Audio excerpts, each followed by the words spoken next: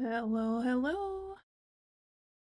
Alright, I hope I'm audible.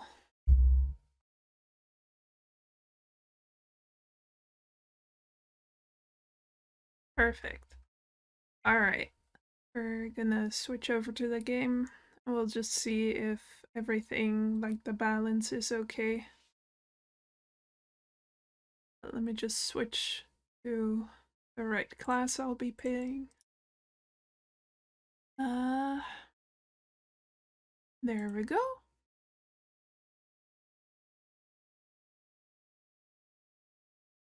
Capturing Final Fantasy.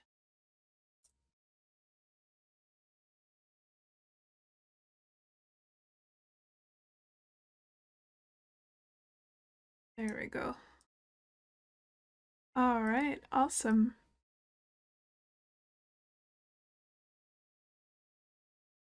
Well, let's get going with New Game Plus then.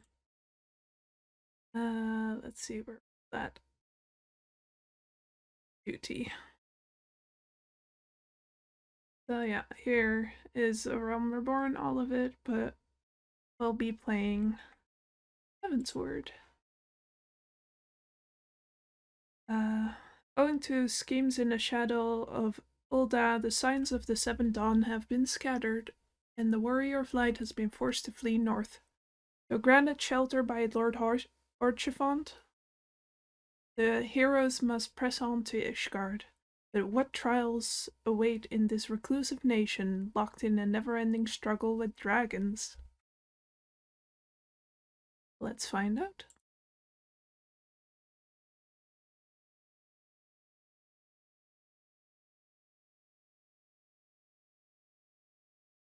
Me too. Let's see, can I still fly? Yeah. Alright. Coming to Ishgard.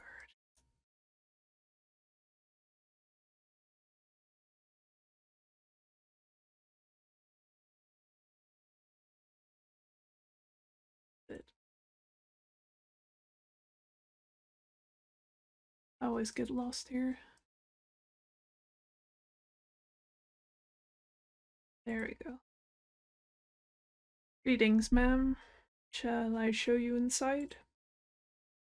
Sure.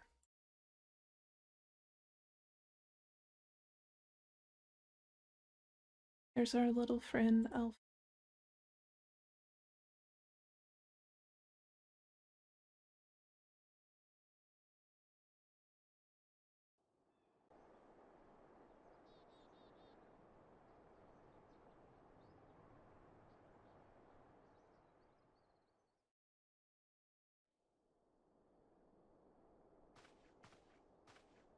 The dawn's light will shine again.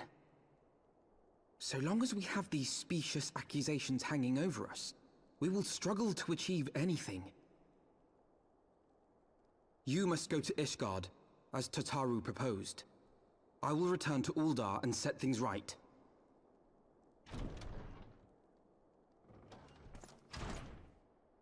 Pray, do not be so hasty, Master Alphino. Lord Orchiphant.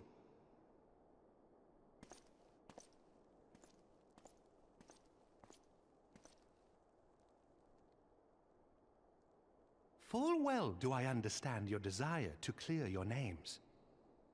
But now is not the time for drastic action. You yet have allies upon whom you can rely. There is no need to act alone.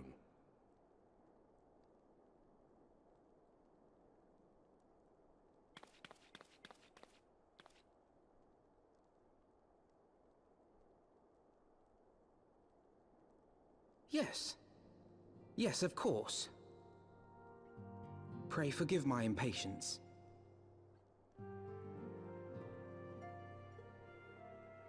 I bring tidings. Count Edmond has decreed that the three of you be taken in as wards of House Fortam. Under our patronage, you shall be granted access to the city proper. Pray, consider our manor your new headquarters, from which you may gather information and plan how best to proceed. Needless to say, should any of your missing allies be found, as I am certain they shall, they will of course be welcome to join you there.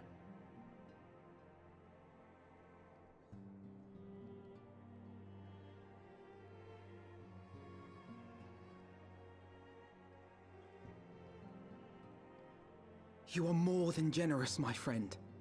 On behalf of my fellows, I humbly accept your offer of hospitality.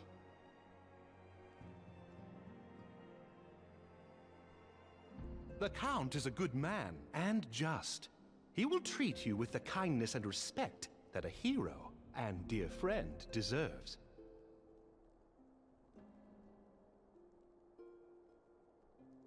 To Ishgard, then. Together. There we shall carry on the Scion's legacy. There we shall begin anew. Hear, hear!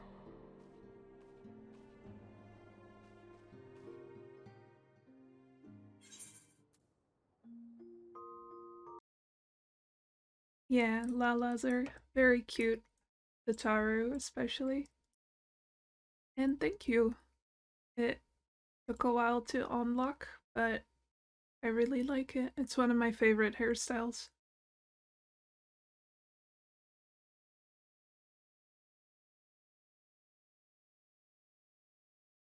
I must go on ahead and speak with the Count. Fear not, however, for everything has been arranged. The sentries at the gates of judgment have been informed of our decision. You need but state your names and they will allow you to pass. My manservant shall be waiting for you at the city gates, ready to escort you to our manor, where we shall meet again. Until then.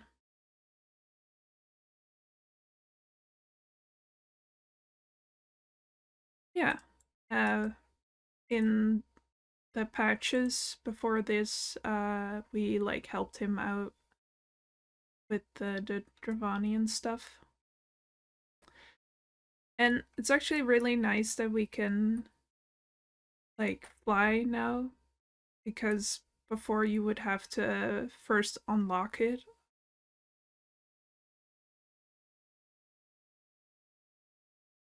Whee!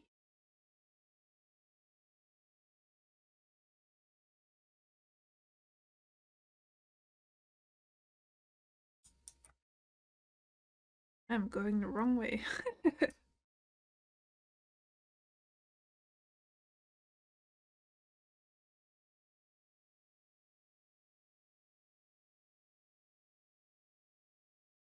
So yeah, Ishgard is basically like a theocracy. It's very much the only place we have left to go. So here we go. Lords of House Fortin. Ah yes, you may pass. Let's go to Ishgard.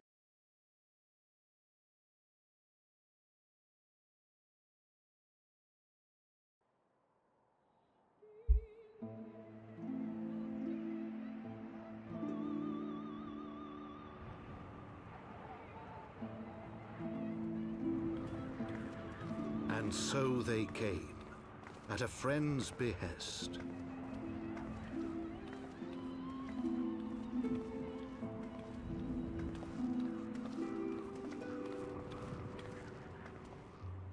Heroes once celebrated as saviors of Eorzea, brought low through treachery, their names blackened with royal blood. With memories of the lost and dreams of redemption, with hope yet in their hearts, they came.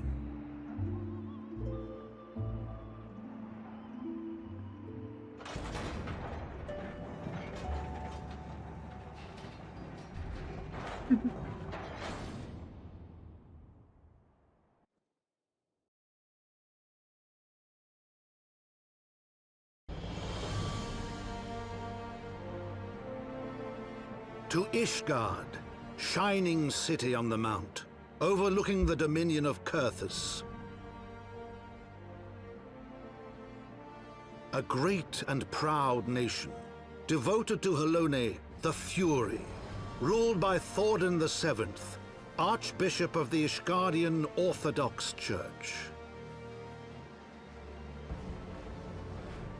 The last bastion of the faith, her walls ever bristling with the sworn swords and spears of her 4 high houses. A land that after 1,000 years of war had forgotten what it was to be at peace.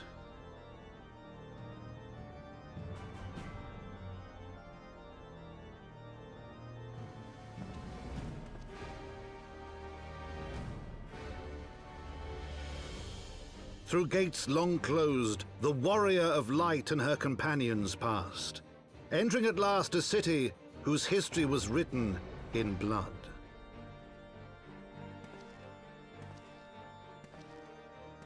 In the midst of the Dragonsong War they came, 3 weary travelers whose arrival would set in motion great change. Though none knew then how great.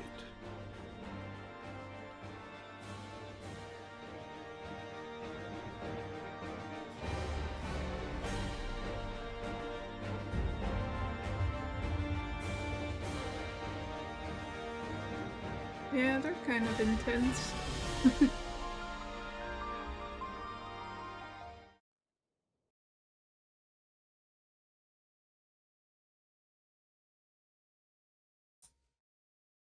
Now we're in Ishgard.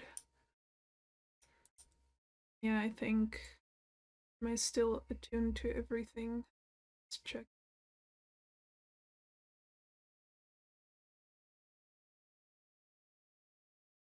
So... yeah, perfect. So this is just for quick traveling around the city. Usually you would have to like go around and attune to everything, but I've already done that. So that's also why New Game Plus is superior, I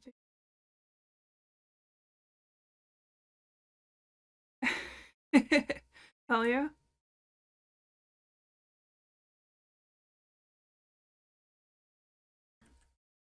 Greetings, Mistress Mumafeu.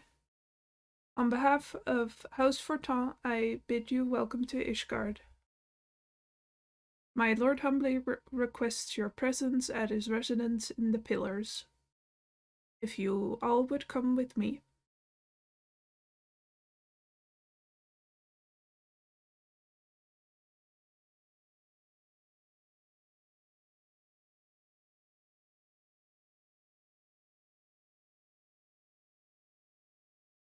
Yeah, what's also nice about like in patch 6.0, they actually put like a map next to like showing you where all the little aetherites are, so you actually know where you're going. Before you would actually have to remember where you had to go, like the names of this. So I know the last vigil is where we have to go. But this is so much more convenient.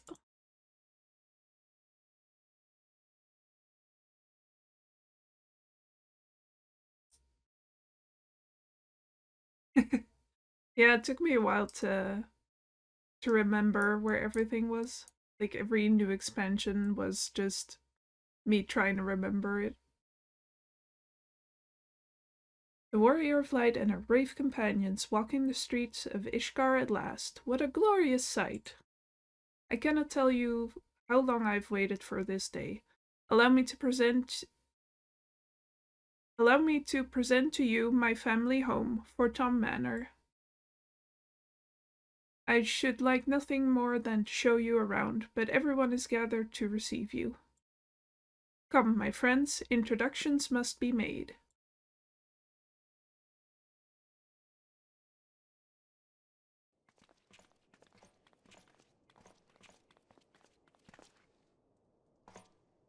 My lord, I have returned with the Scions.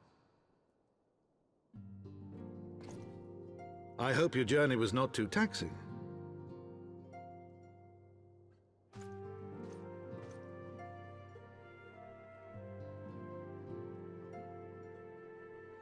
I, Count Edmond de Fortomp, do bid you welcome.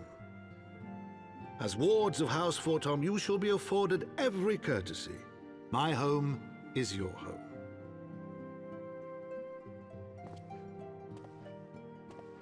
My companions and I are deeply honored, Count Forton. The honor is mine, Master Alphino. Consider it an expression of our gratitude for your service to Ishgard.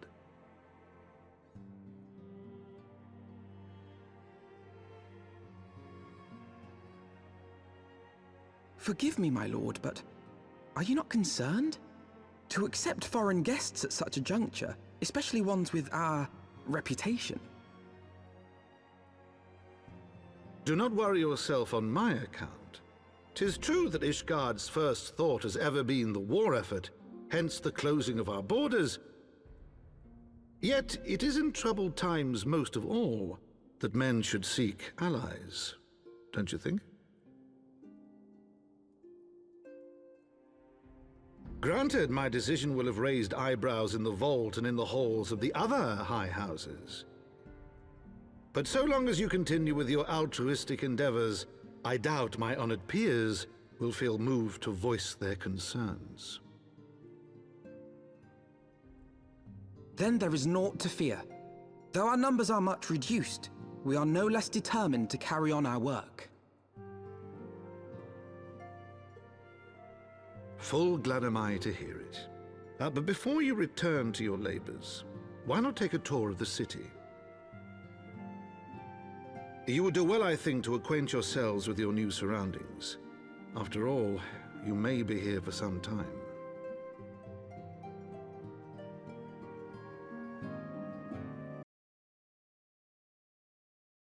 Yeah, exploring. Guard.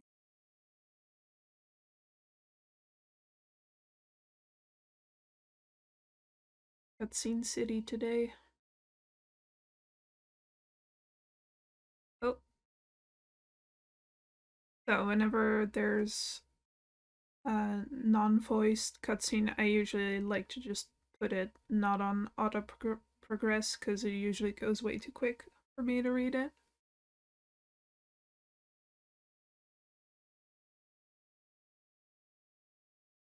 Though our friends in House Fortin have been generous enough to extend us their protection, we must take care not to impose too much on their hospitality.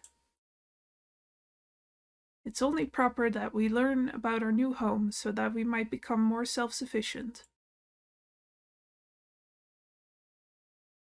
It'll take a while to learn the lay of the land, but learn it we must.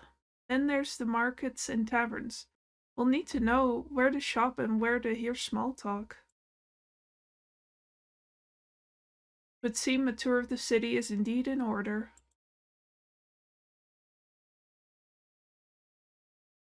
I thank you for your counsel, my lord. My companions and I shall, of course, do as you suggest. Very good. Then my manservant shall accompany you. He will be able to answer any questions you might have. Ah, but I grow forgetful in my dotage. There is something I must give you ere we depart. Their documentation is in order, I trust? Yes, my lord.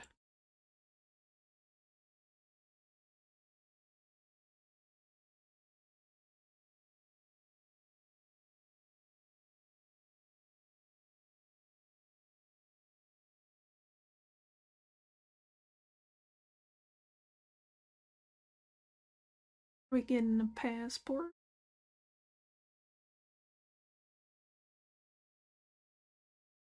Those documents identify you as wards of House Fortin. Given that our borders have remained closed for decades, many of my countrymen are unaccustomed to treating with foreigners. Should anyone happen to question your presence here, it may prove necessary to remind them that you remain under the protection of House Fortin. Oops, I clicked too early. Rest assured that we shall do our utmost to avoid any situation which might compel us to invoke your name.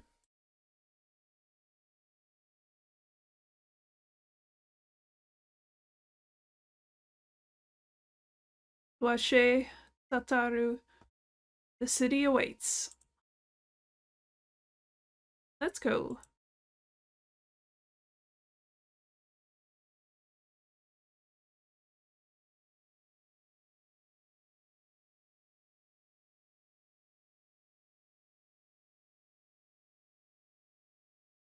There's so much paperwork in this game, you don't even know.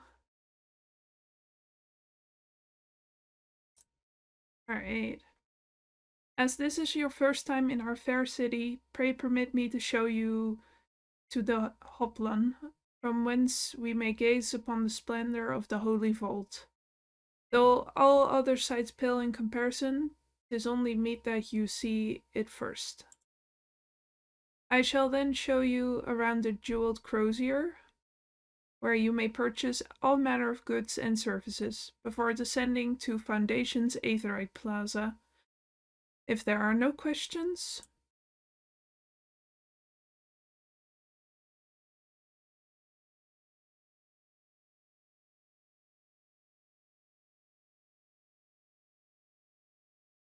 Tataru, my friend Tataru.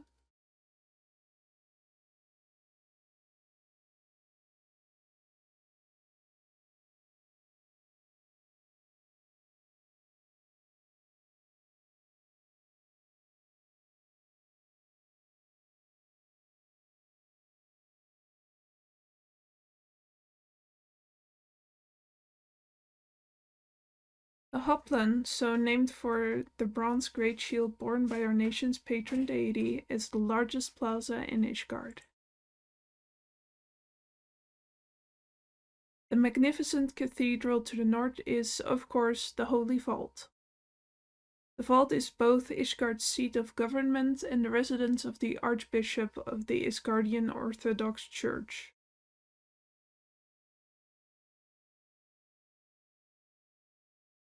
Begging your pardon, the statues to the south, are they perchance Thornton's famed Knights 12?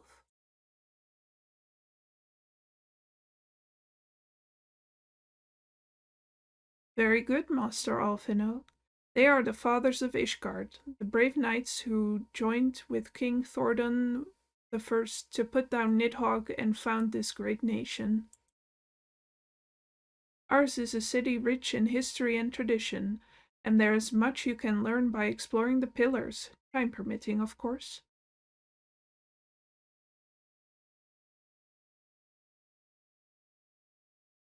Now then, if you would follow me to the jeweled crozier, I shall introduce you to Mistress Elise, our master of the markets.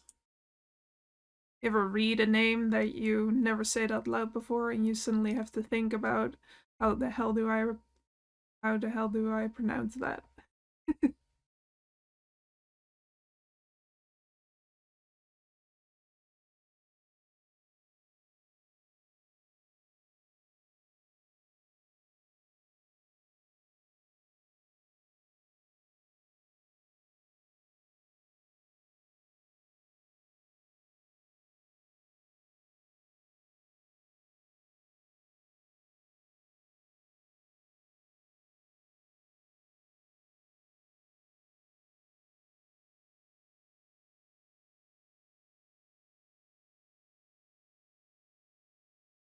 Well, you're clearly not locals or traveling peddlers, which makes you all...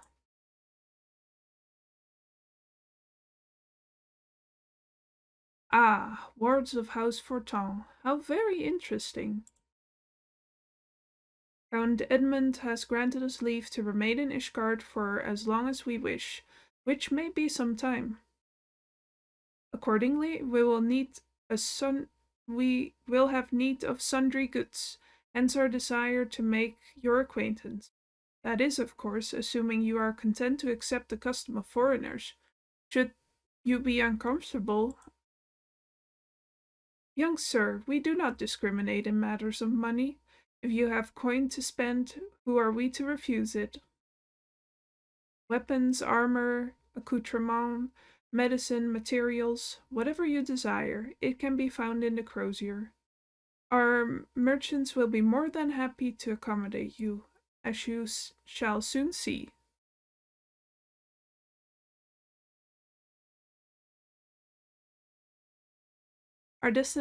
Our next destination is the Aetherite Plaza in Foundation, if everyone is ready.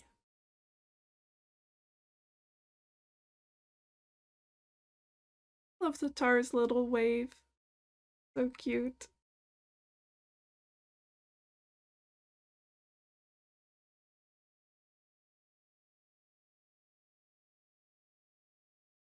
Well, I am attuned.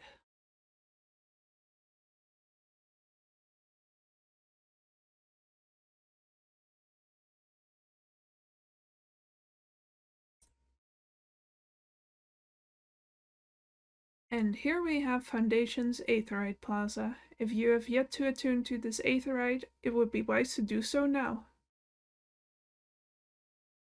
I have.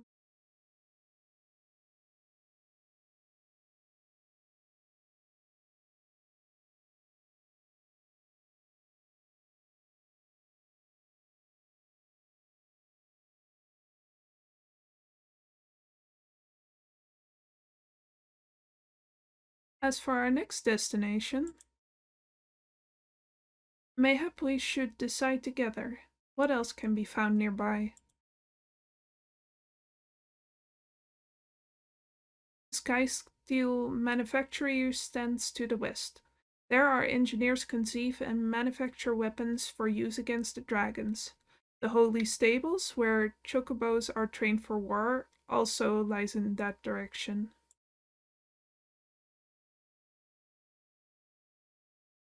To the north and east can be found the congregations of our Knights Most Heavenly, while in the south and east, well, it would be best if you avoided that area.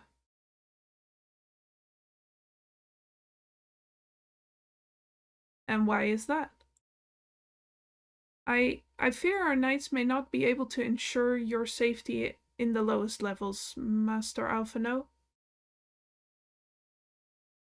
Hold your nose when you pass the broom, little lord. A delicate flower like you is like to wilt in our fumes.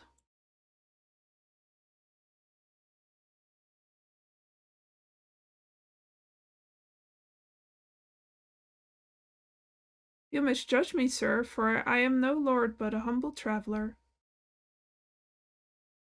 Oh, come to see the sights, have you? Take a turn down the hoplon and gob at the statues?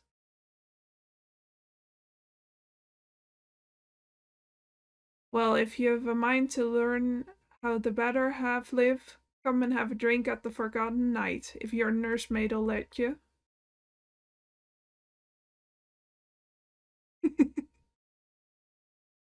My humblest apologies, Master Alphino. Pray pay that drunken lout no mind.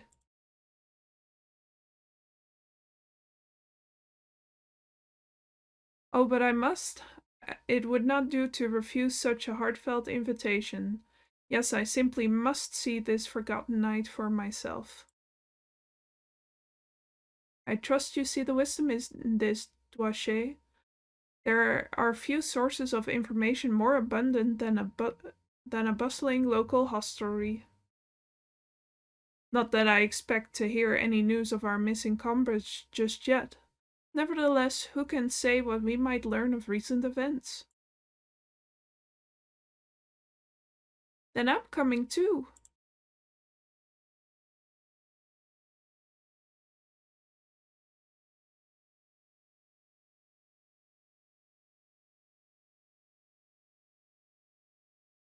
Let's go to my favorite place in the city.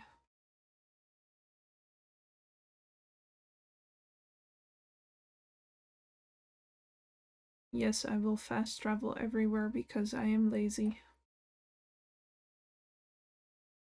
Life is short, the walk is long.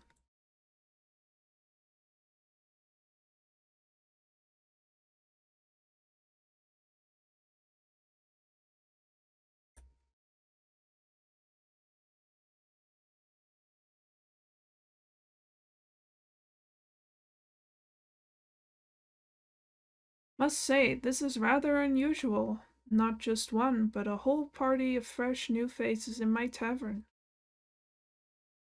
We but recently arrived in Ishgard and are eager to acquaint ourselves with Her more notable establishment, Master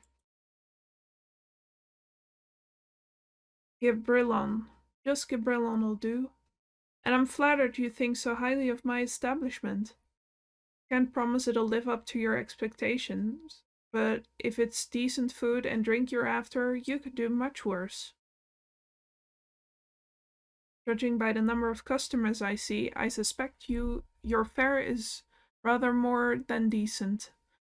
Speaking of your clientele, I could not help but note the difference between those who frequent the upper and lower floors. Spotted that, did you? Aye, up there you'll find peddlers, porters, off-duty knights, and so forth, dropping in on their way to or from somewhere else. Regulars may be, but not locals. Folks from the Broom, they tend to congregate downstairs, where we offer a menu more suited to their tastes. Cheaper meals, stronger spirits, all quality, mind, but not the sort of stuff I'd recommend to yourselves. You speak of the lowest levels, yes? Why do they call them the Broom, if I may ask? Because when the weather's foul and the broom rolls in thick, it's the poor sods living at the bottom who have to deal with it. I see. And it's not just the weather. When the wyverns broke through the wards and started tearing up the city, it was the broom that got the worst of it, while the pillars enjoyed the protection of the high houses and the Templar knights. More than a few people are still sore about that, mind, which is why, considering your present company, I'd recommend you keep your wits about you if you mean to go below. And something sharp in your boot, just to be sure. I shall take your words to heart, sir. Master Alphino, I think it would be best if we return to the Fortom Manor. You go on ahead without me. I'm staying for a drink or two. Miss Tataru, I'm afraid that is out of the question. My lord the Count would never forgive me if I abandoned one of his charges in such a place. Least of all a maiden. What are you up to, Tataru? Look around, Alphino. This tavern is full of people whose business regularly takes them beyond the gates of judgment. With friends like that, I could practically live here and wait for the newest gossip to come to me. Indeed, but will you be safe here on your own? Oh, please. Do you know how often I looked after the waking sands and the rising stones by myself? If I had a gill for every unwelcome caller I've driven away, I'd be rich beyond my wildest dreams. I'll be fine. Not that I doubt the lady's knack for fending off unwanted advances, but I'll be damned if I'm going to let anyone lay an unwelcome hand on a patron in my establishment. That settles it, then. Tatari, Dwache, and I shall return to the manor for now. Contact me by link pearl if you require assistance. I will. I know, right?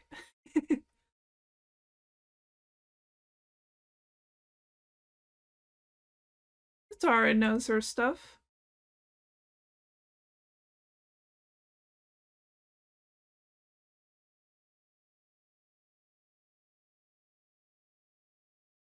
Is the master a coin of the science?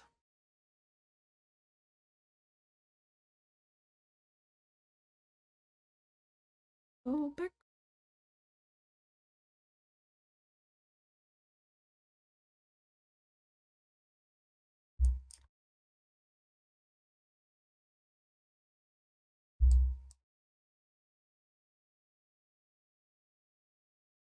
Ah, yeah, this is just repeated dialogue. Yes, I want to go in. Hello.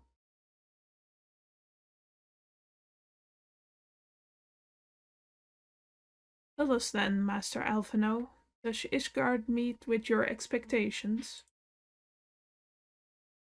That which I imagined pales in comparison to reality. I felt the weight of 1,000 years of histories with every step that I took.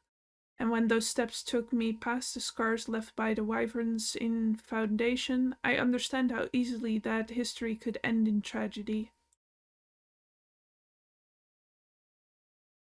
The attack was devastating, the casualties unspeakable. The wyverns did not discriminate. Unarmed men and women, even children, were given no quarter. Sir Aymeric has ordered his knights to strengthen our defenses, and each house has been called upon to lend what support it can. There's much to be done, yet alas, able-bodied men and women are in short supply. Mayhap we could be of assistance, my lord. After all you've done for us, we would welcome any opportunity to repay your kindness.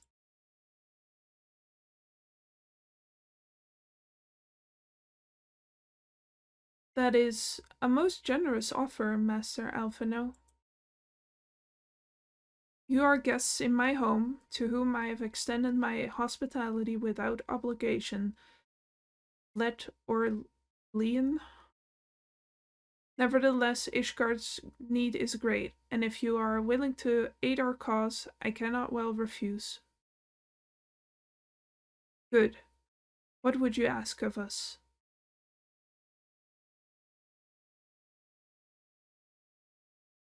From what I've heard, you are an intelligent and persuasive young man. Such qualities may prove useful to us in our efforts to secure provisions from foreign sources, identifying trustworthy suppliers, brokering contracts, and so on.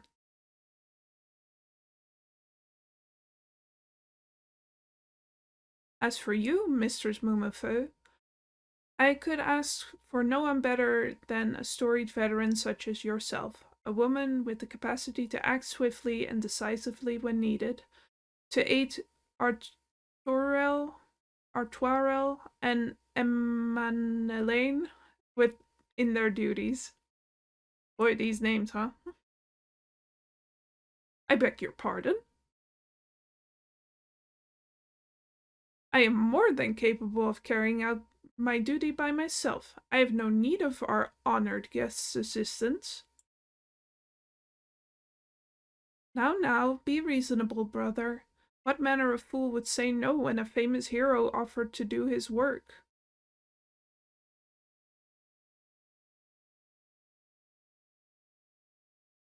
Hold your tongues, by the fury. Two of you will conduct yourselves with dignity befitting your station, and show Mistress Mumafeu the respect she deserves. This is the woman who slew Gaius von Belsar and some half-dozen primals besides. She is not here to steal your glory or serve as your errand girl. If you can pardon them their impropriety, Mistress Mumafeu, I should be much obliged if you would lend my sons a helping hand. My thanks. Fury willing, they may even learn something from you. Gotta whip these guys into shape.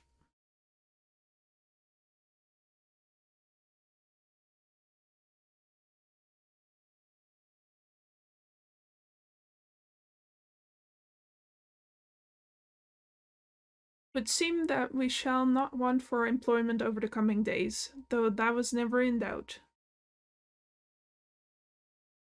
Oh, thank you. I love this glam. It's usually my crafter glam, but I thought it would fit in well since we're playing Heavensward. Our host's initial reluctance to accept our offer of aid was solely for appearance's sake. In truth, he is glad of this opportunity to put us to work. By granting us patronage, House Fortin has taken a tremendous risk. Until we demonstrate our worth to Ishgard at large, the Count will face considerable opposition from his peers in matters great and small. And so he would have us publicly serve Ishgard, while simultaneously keeping his sons in check. This is an arrangement we may benefit from in unexpected ways. My own duties may feasibly bring me into contact with people who know something of our missing comrades. And as you go about helping our two lords with their various responsibilities, you will inevitably make new acquaintances in Ishgard, mayhap even new allies. Yes, the more I think on it, the more confident I am that by furthering their goals, we shall further our own. Yay!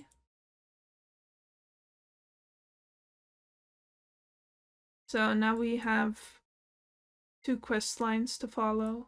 I'm just gonna accept both of them and then do them back to back.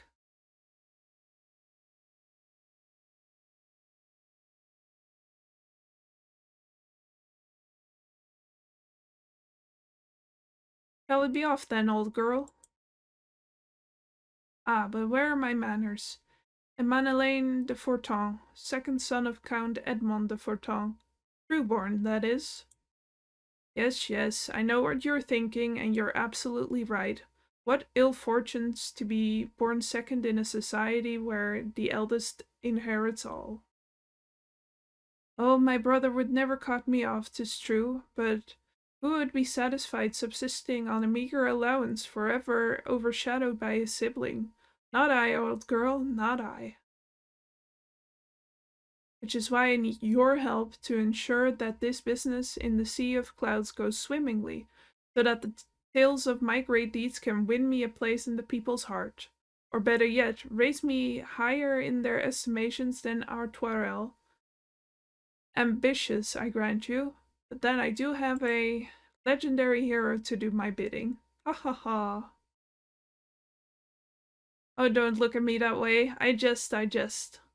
Anyway, we are to aid the good men and women of House Hallionard.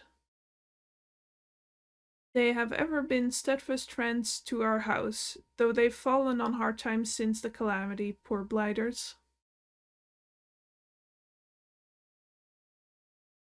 As for what precisely we'll be doing, well, what fun would it be if I told you everything in advance? Just come along with me to the airship landing. We'll need to take the airship to Camp Cloudtop. Ha ha ha.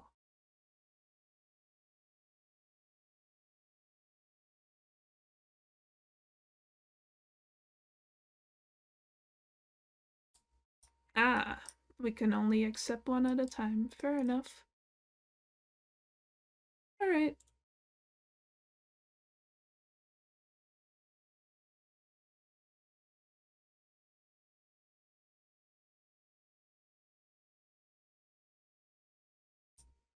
I guess we can walk this.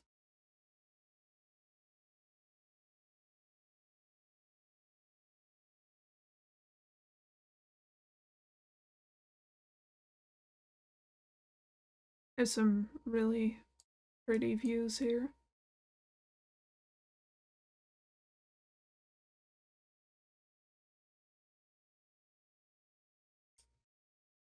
Awesome. Can't wait to see it.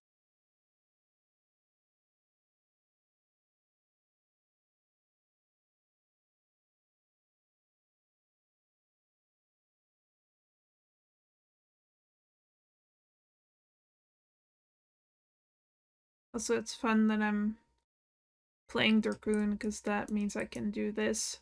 Whee!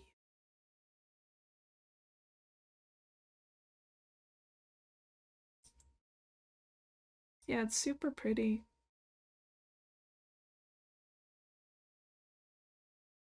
Are you ready to depart, madam? The airship bound for Camp Cloudtop will be leaving shortly. Let's go.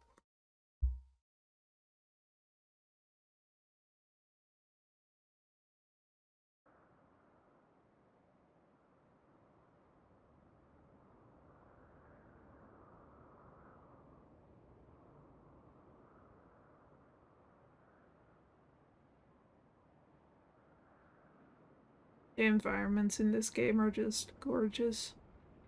It gets Upon better an with each airship, expansion. conceived within the fecund mind of Sid Garland, renegade prodigy of Garlemald, who had come to call Eorzea home.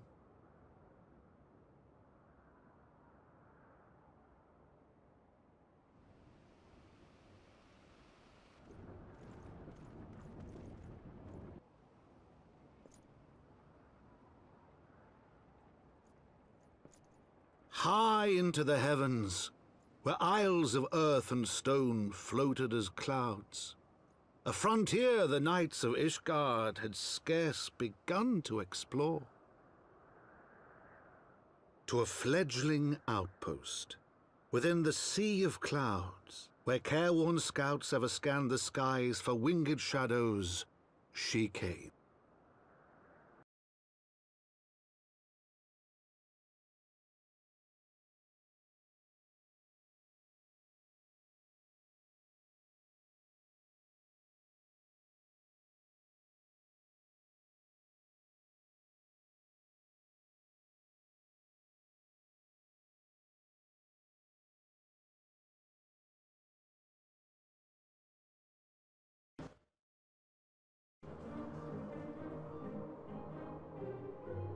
Can you hear now? Oh no, has it been off the entire stream? Oh no!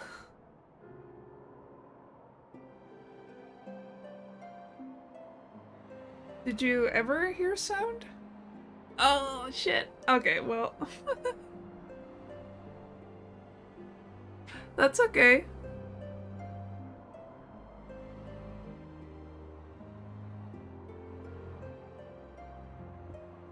For the version of YouTube, I'll just put in the sound of the cutscenes.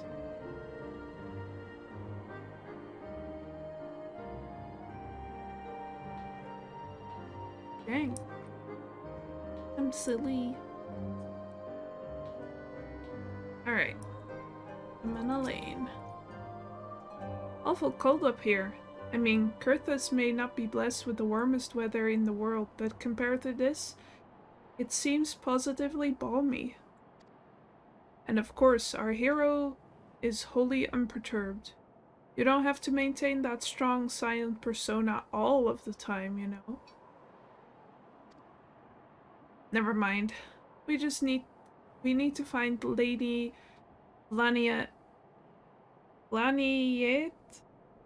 She is in charge of the garrison here. Oh, and when we find her, just follow my lead, yes? Excellent.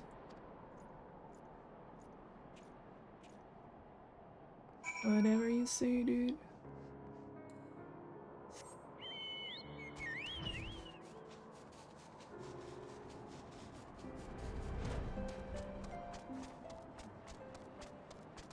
Whee!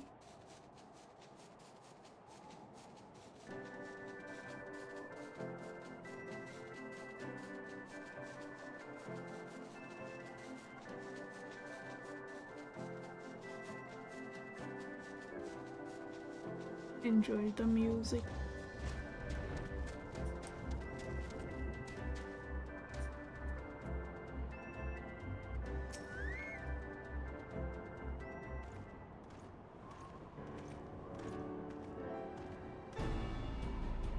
Mistress Mumafo, welcome. I am Sir Laniet de Hallienard, commander of the forces stationed here at Camp Cloudtop.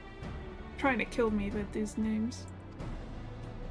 Strange though it may sound, I have long dreamed of meeting you. I am in your debt, you see, and shall ever remain so. Were it not for you, my younger brother Francel would have been executed upon the word of a false inquisitor. Alas, a knight must go where duty demands, and thus I have been unable to seek you out. But by the grace of Halone, I have been granted an opportunity to thank my brother's savior in person, and to call upon their generous aid besides.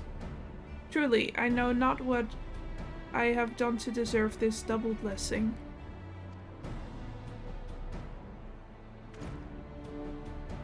Ahem.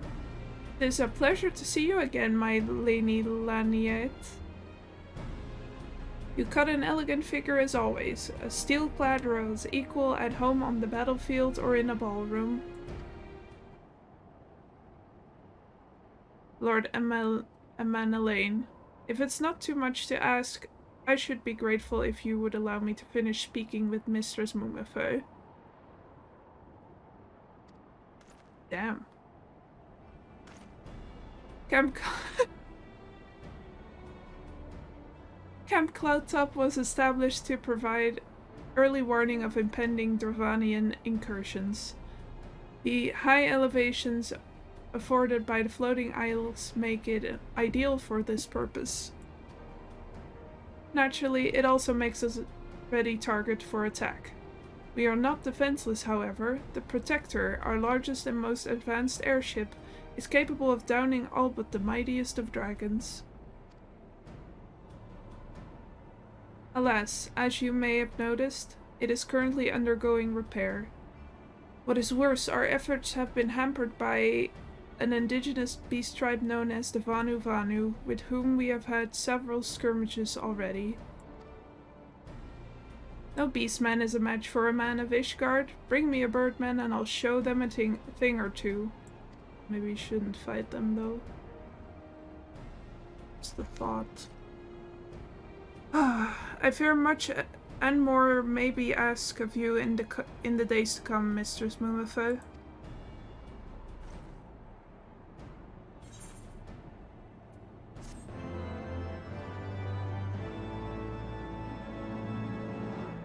Just be nice.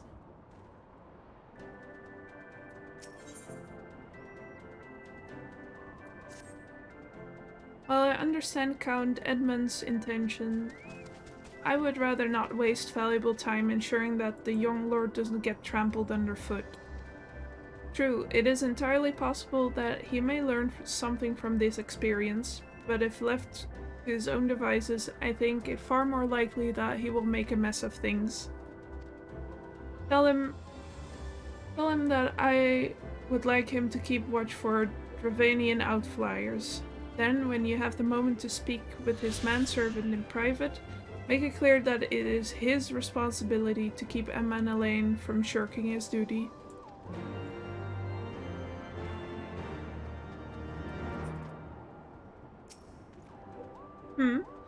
A request from Laniette?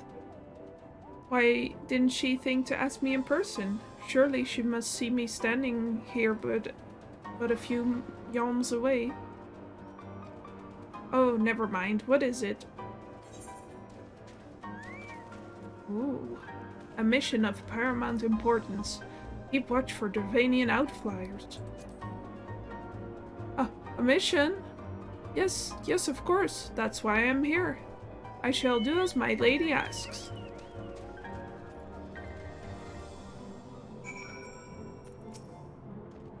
Mistress Mumafeu, I do not believe I have properly introduced myself. My name is Honora, and I serve at the pleasure of Lord Amanelaine. Lady Laniette would have me accompany Lord Amanelaine on his mission? I understand completely. I will do my utmost to keep him out of harm's way.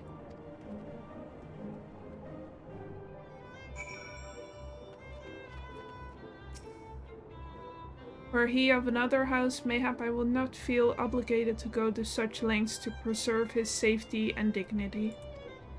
In any case, I appreciate you speaking to him for me. It would seem he actually listens to you, at least more so than others. Or mayhap you are more skilled at this than most. I suspect you have had to humor your fair share of difficult men before. Fucking tell me about it.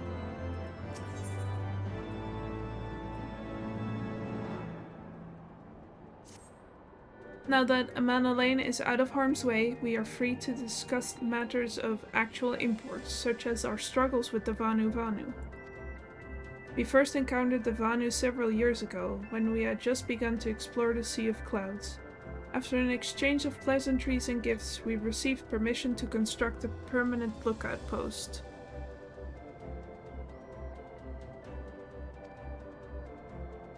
There was peace between our peoples for half a year, until suddenly, for reasons unknown, their attitudes towards us changed. They began to attack our foraging party without provocation, forcing us to rely more heavily on supplies flown in from Ishgard.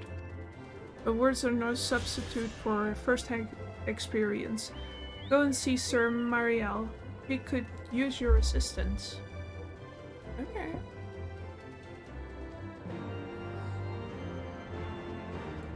You know, when people say stuff like that, it always makes me spishy. Like, was it really unprovoked though? Are you sure?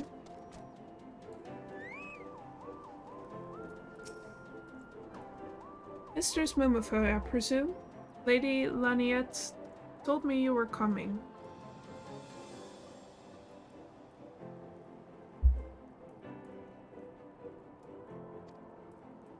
I hear tell you've never faced a Vanu before. Well, spend enough time on patrol and you're sure to cross paths with them eventually.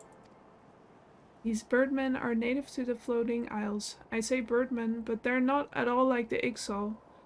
Unless that Ixal's mother was a Gygas. Here, let me mark several locations on your map. If you discover any Vanu in these areas, kill or drive them away.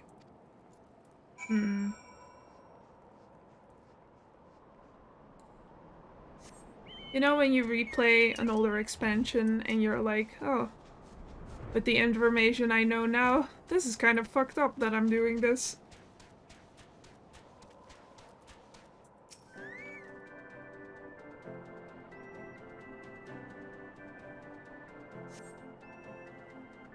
There they are.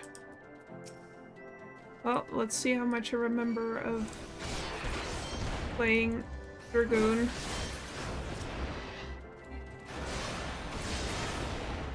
Alright, I'm level 70 outside of instances. Oh yeah, Lord of the Rings. Yeah, I guess this also suffers from that, but you know, both are pretty old. Not that that makes that okay or anything, but you know.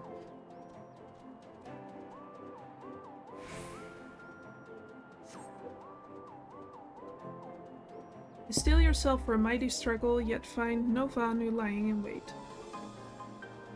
Perfect. Oh man, this is so nice to be able to fly. Saves so much time. Probably said that like 10 times already.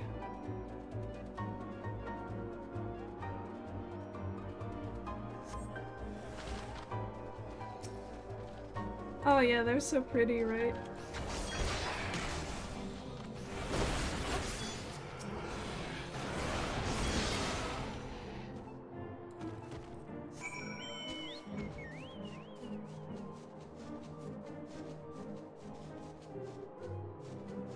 Beautiful.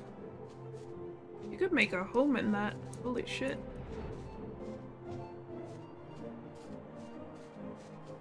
New D&D idea.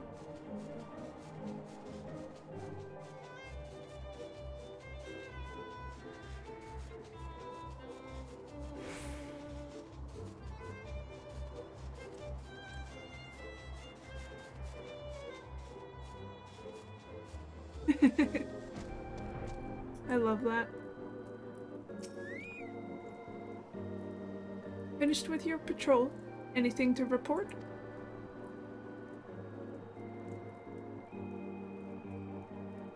Huh, maybe it was too much to hope for a day without a skirmish. At least I can take solace in the fact that Halone has blessed us with a mighty ally. Alright. Accepting your recent clashes with the Vanu, it cannot have escaped your notice that things here are rather peaceful, to the detriment of our garrison's discipline. Despite being built as an observation post, we have yet to record a single intrusion by the Horde. That is why, as far as everyone is concerned, Camp Cloudtop is a backwater of no significance.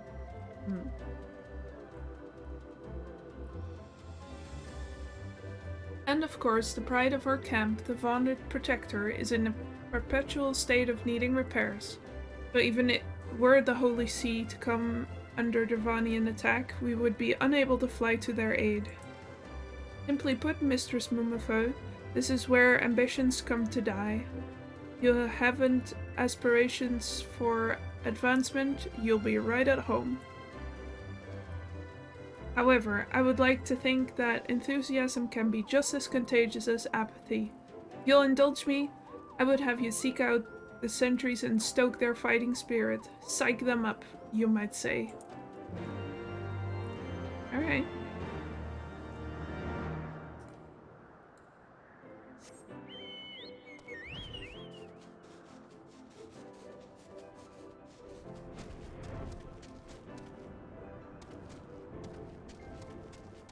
Yeah, here we go. Let me turn off my HUD for this.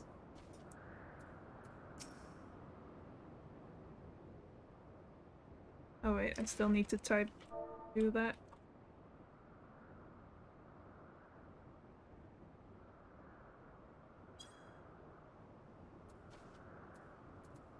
Do I not have psych?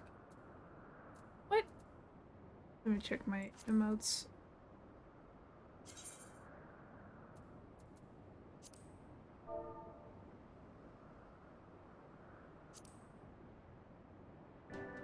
Am I writing it wrong?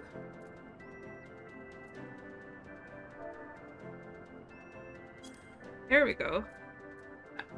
I may be stupid. Yes. What is it? Is it the Horde? By the Fury, whatever possessed you to do that? I'm awake. Don't worry now.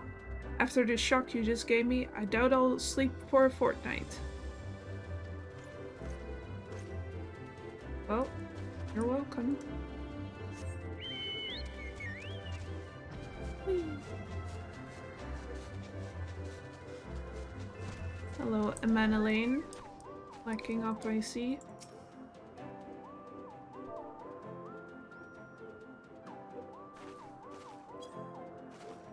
Yeah. Good job. Is it an attack? What should we do? What should we do?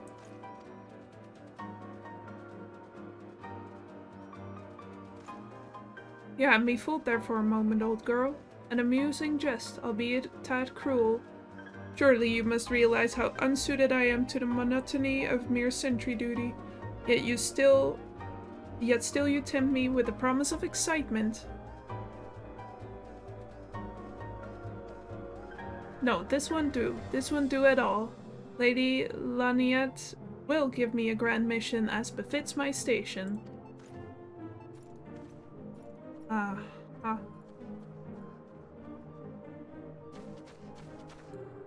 I forgot that he's a little bit annoying.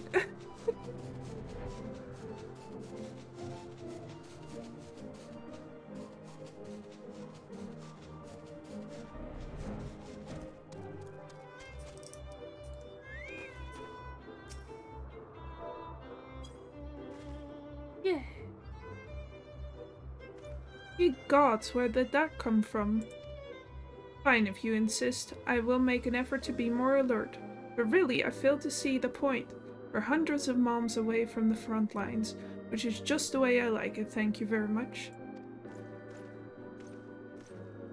I like how the psych animation for my character is like kind of like it's just not very crazy, but they act like I just blew a foghorn in their ears.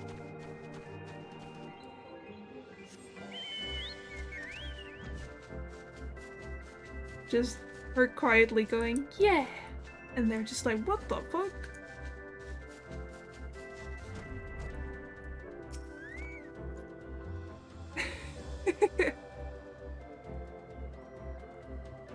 Many thanks, Mistress Mumifo. Already I can see a change in our sentry's behavior. Beg your pardon, Lord Emanuelaine said what? Ah, well, I've no doubt that Lady Laniette will do her utmost to oblige him.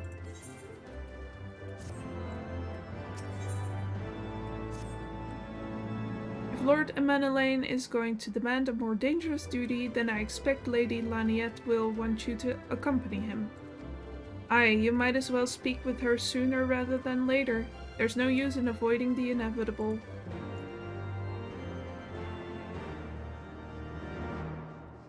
Babysitting duty.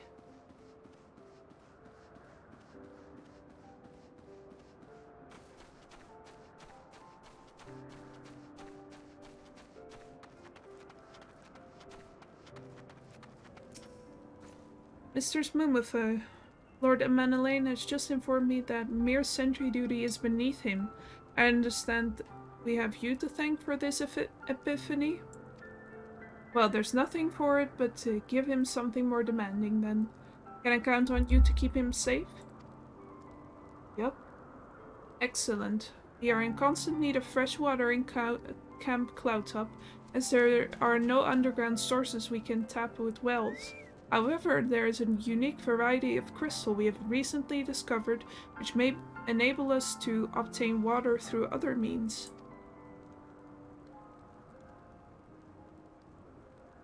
These spring crystals can be found in Vors Sian Siran, to the east of here. I would have you and Emmanuel bring one back to us.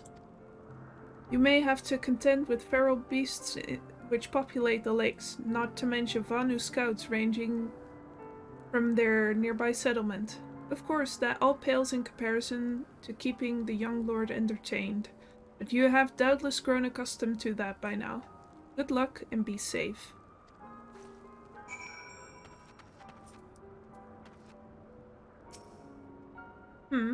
Lady Laniette told you to tell me about my mission once again? If I didn't know any better, I swear she's avoiding me. Anyway, what is it? A vital mission on the success of which the very survival of Cloudtop rests. The procurement of a potable water. Finally. It's about time she entrusted me with a mission of real import. Right then. Let's go, let's go!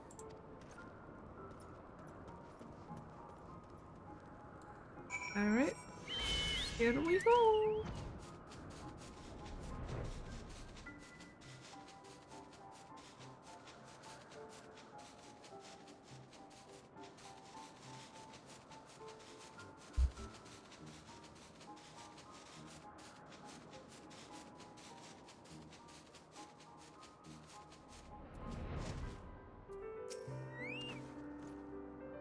So this is the Vorsian Suran of legend. And Nariavanu inside. How disappointing. I could do with some sport. You'd get your ass kicked, but okay. I know.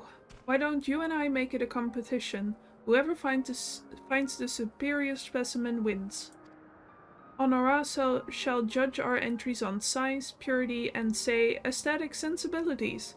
Let us begin at once.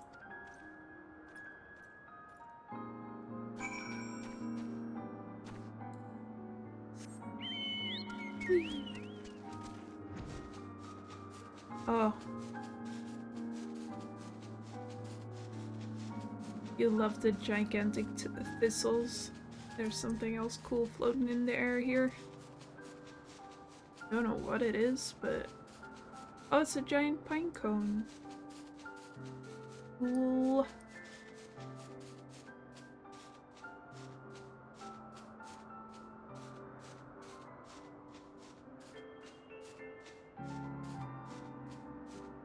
No? Say what you want about this expansion, but the environments are fucking awesome. Let's see where we fit.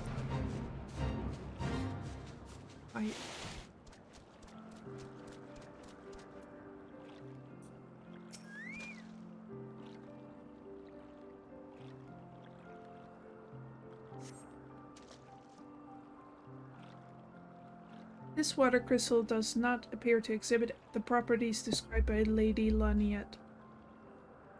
Perhaps you should inspect another.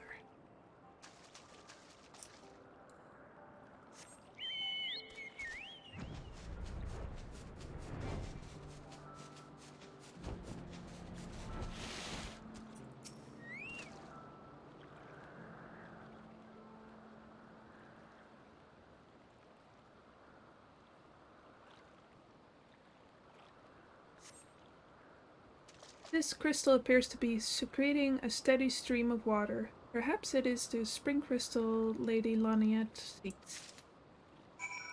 You bet your bippy.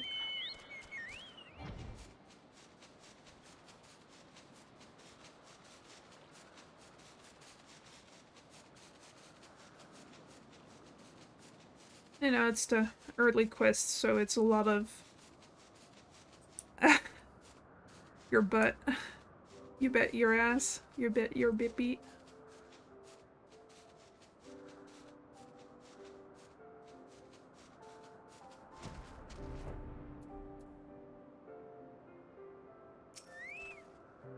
A lot of fetch quests right now, but you know, the story will kick off eventually. Ah, Mistress Mumafo, have you brought your entry for the contest? Yeah.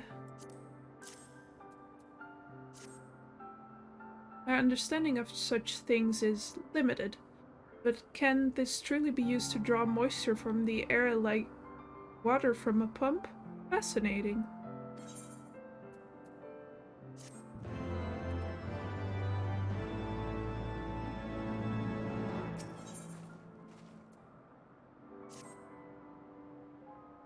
Lord Amelie has been gone for an awful long time. Did you perchance see him while you were searching for your crystal? Even he must realize the dangers of wandering too far in such a place. Mayhap I am worrying about nothing, but I must ask you that you assist me in looking for him, Mistress Mumafo. We shall find him more quickly if we split up. Pray search the southeastern area of Forest Sion Saran as swiftly as you are able, and rendezvous with me in the north. Farewell and good luck.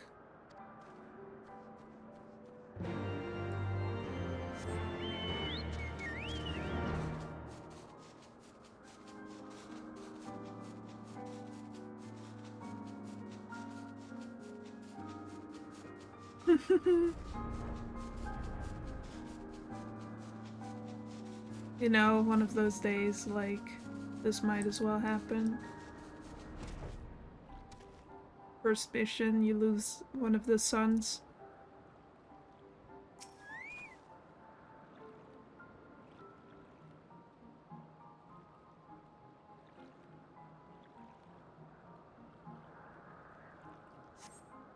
You survey the surrounding area for a time, but see no sign of Amana Lane.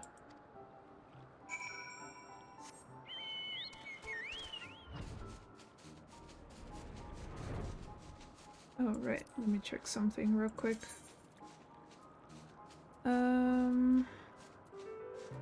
Wait, it's care.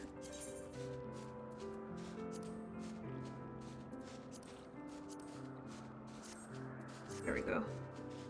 So no, cutscenes are skipped.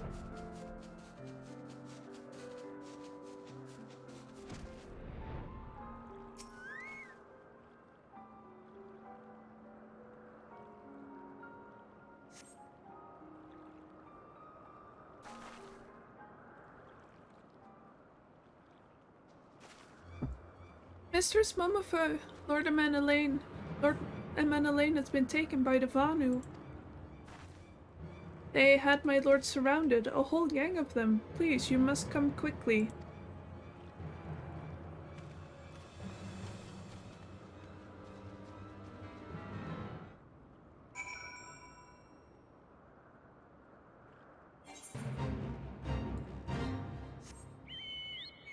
I don't want to join this fake. Oh.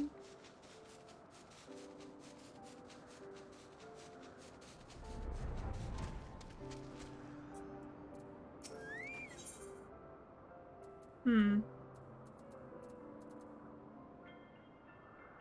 I going to be a casual gamer today? Yes, I am.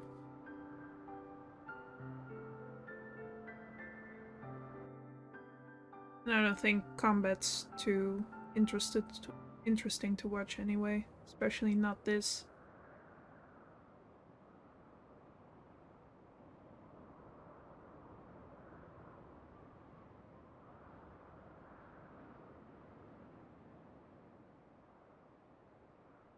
One who must have taken him to that village, mayhap to present to their chieftain.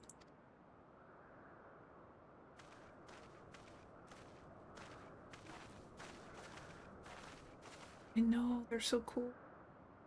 I will make haste to the Rose House and tell Lady Laniette what has happened. Yet by the time I return with aid, it may already be too late. Forgive me for asking, Mistress Momofo, but should you spy an opportunity to sneak past the sentries and rescue Lord Lane in my absence, I beg you to take it. I know he can be a trifle presumptuous and insensitive and, well, insufferable, but he doesn't deserve this.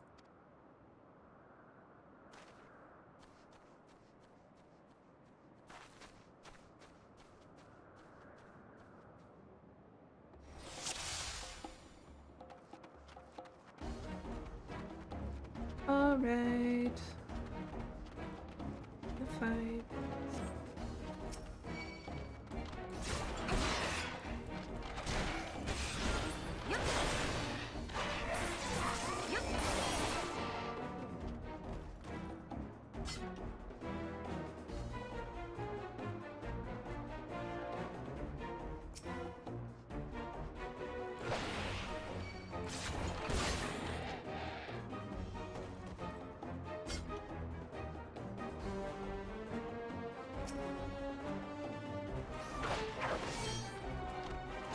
Oh, I am so strong. What the hell?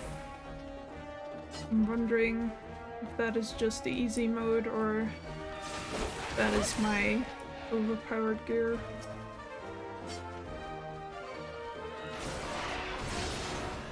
Oh, you know what's extra? Look at this. Boing. Boing.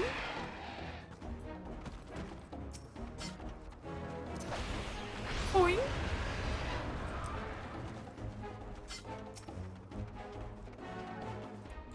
Boing. I love dragoons. They're all about jumping. But you know, makes sense. Because they're supposed to kill dragons, so you jump real high and then come down from above. Dragon's not gonna see you coming.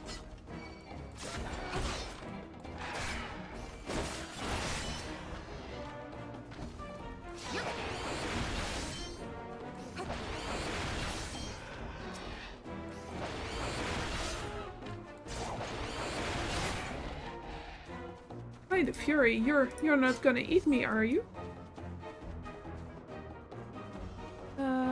Moshe, I'm over here. Netherlings come to free the prisoner.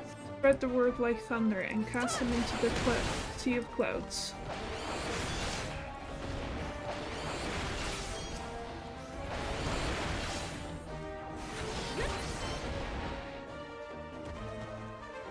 Okay.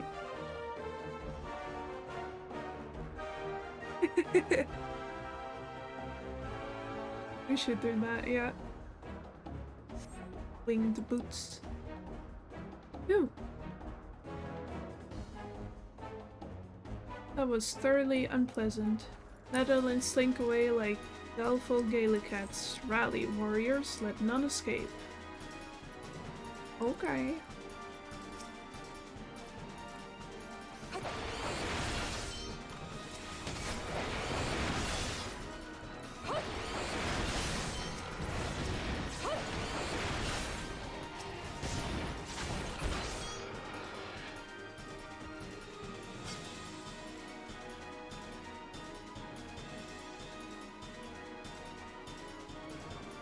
And Manalane the Lofty.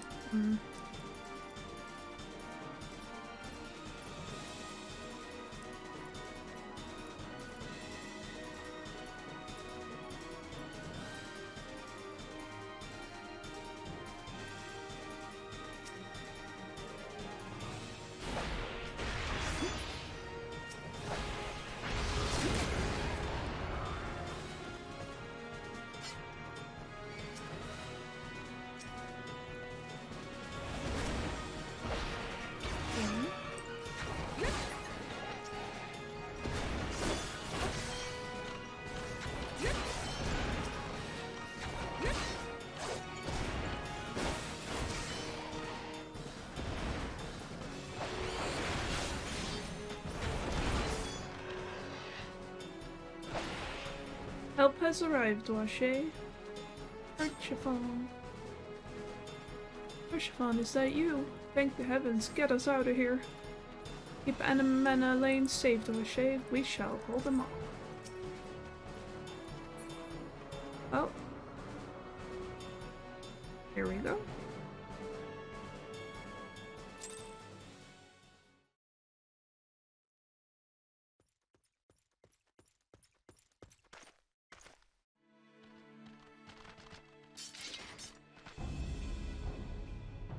Reinforcements?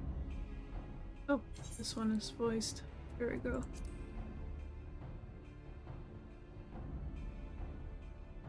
Anger of Honu, chief of mighty Vundo, roils like blackest storm clouds. That sure Offer is a voice. netherlings to the white. Cloud sea swells, and he comes.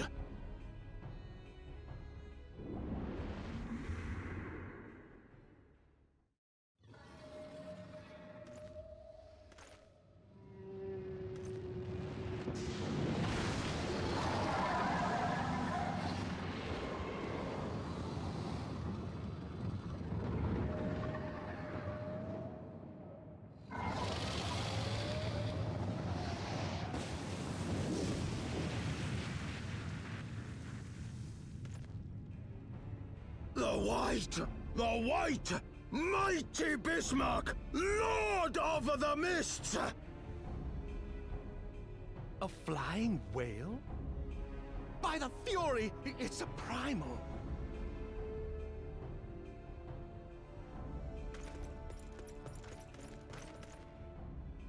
We must away.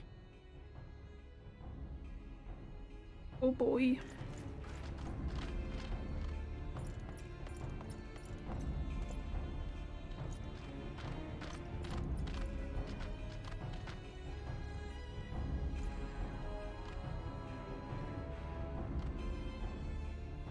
Damn!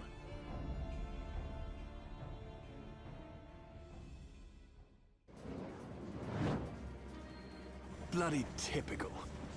All right, we're going in. Aye, Chief. Sid, rescuing our ass again.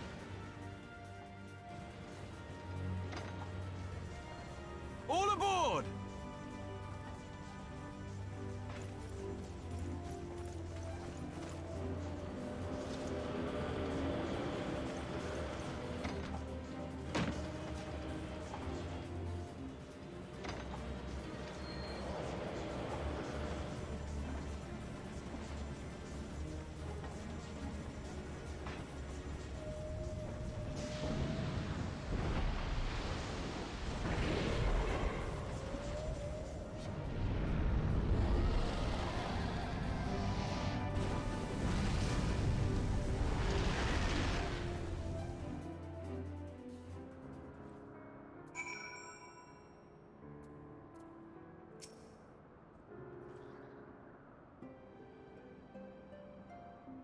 Oh. The gods only know what might have happened had we not been around to save you. No need for thanks, though. It's not as if you haven't done the same for us on a few previous occasions. Alright, more than a few.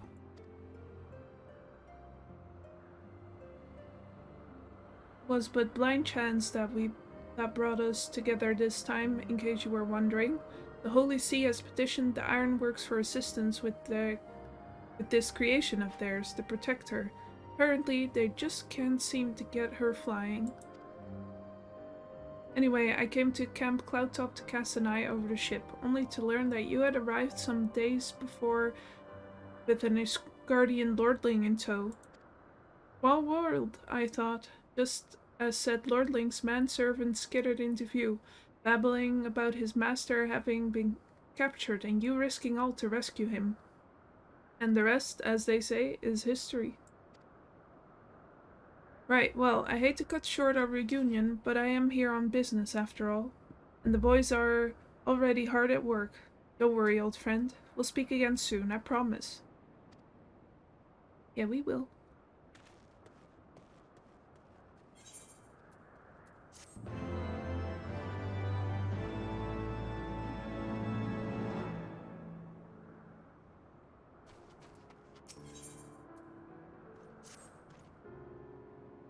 Very well, I admit it. It was an incredibly harrowing experience. I could very well have died, you know. Me, dead. On the other hand, by risking life and limb in the line of duty, I did succeed in uncovering the existence of a new primal. And that, old girl, is no small feat.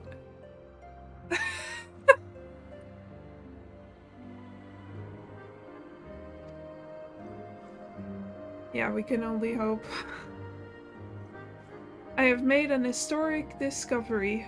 A fact even Lady Laniette will have no choice but to acknowledge. Yes, I am rather looking forward to basking in the sunshine of her praise. Speaking of which, isn't it time we made our triumphant return?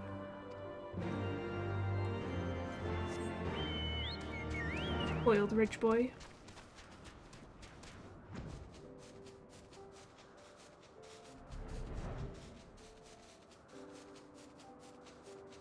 At least his brother is less annoying.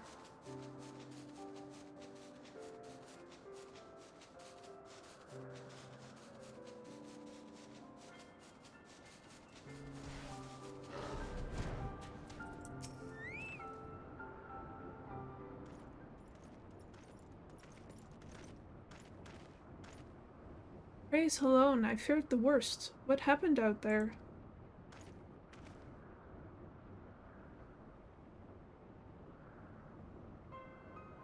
A primal? Are you sure? Yet, now that I think on it, this Bismarck is reminiscent of the white whale of the Vanu legend, a massive creature said to swim in the sea of clouds. From what I have learned of comparable summonings, the presence of the Vanu god would certainly explain the sudden change in their behavior towards the people of Camp Cloudtop. Ah, you mean to say that they have fallen under the primal's influence? I recall reading of such things in the documents provided by Master Alphino. Aren't we forgetting something important, Lady Laniette? A little recognition for the hero of the hour, a few choice expressions of gratitude, respect, admiration, and so on? Why, yes, you are right, of course. Mistress Mumafo deserves all that and more for having risked her life to rescue such an esteemed personage. Well, if there is naught else to discuss, I would depart for Ishgard forthwith. The Holy See and the Temple Knights must be informed of this new threat without delay. But of course, Mistress Mumafo, you have done more than enough here. Pray return to Ishgard with Lord Orchiffon and give my warmest regards to the Count. So that's it then. No more forays into enemy territory. Very well, I can see my services are no longer needed. Take care, Lady Laniette. May our next meeting take place under more felicitous circumstances. You wish.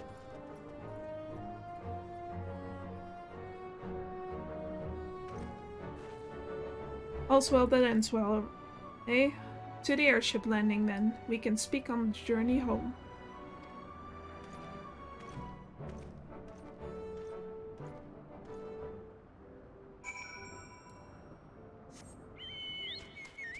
Like Orchiffon. He's my friend.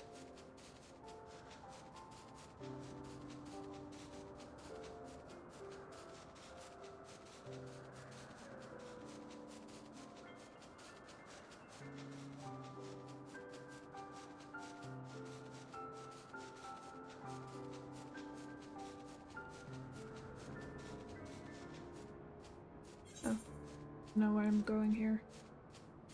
Back to Ishgard.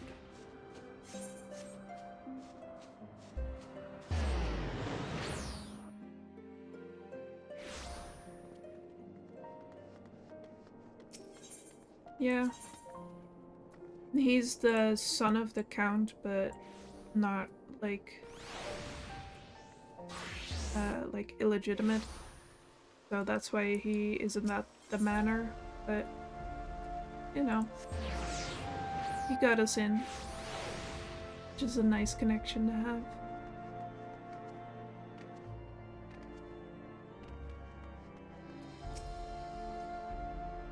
I confess I have always been rather fond of airship travel. The chill of the wind upon your face, the warmth of the blood pumping in your veins from the excitement.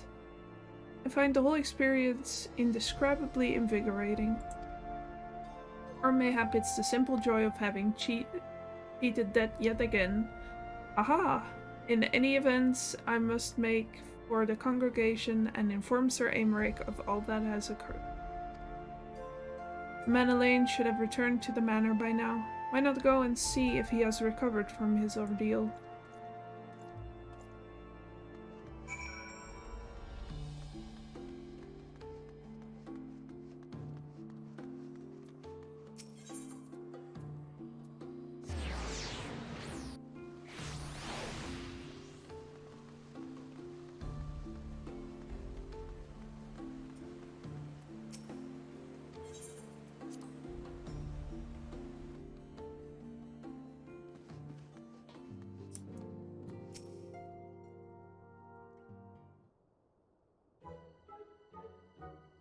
Oh, it's you, Duache.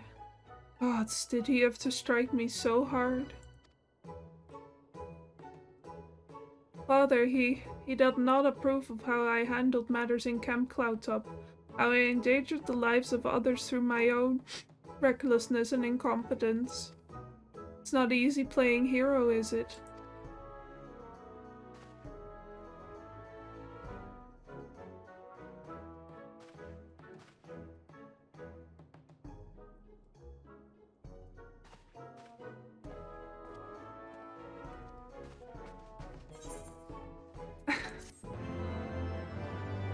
Alright.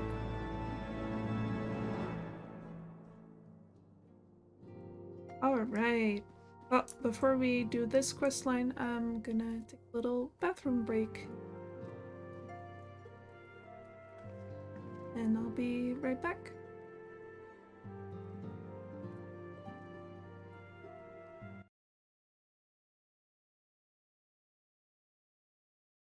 Yeah, he has learned nothing. Maybe one day he'll receive some character development. Alright, I'll be right back.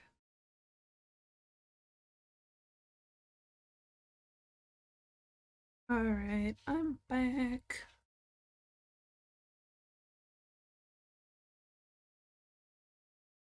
Switch back over to the game. Let's bask in this beautiful ore.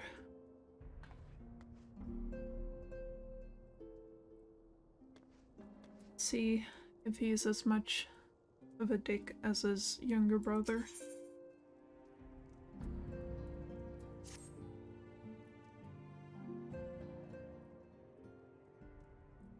Let us begin anew, Mistress Momothe.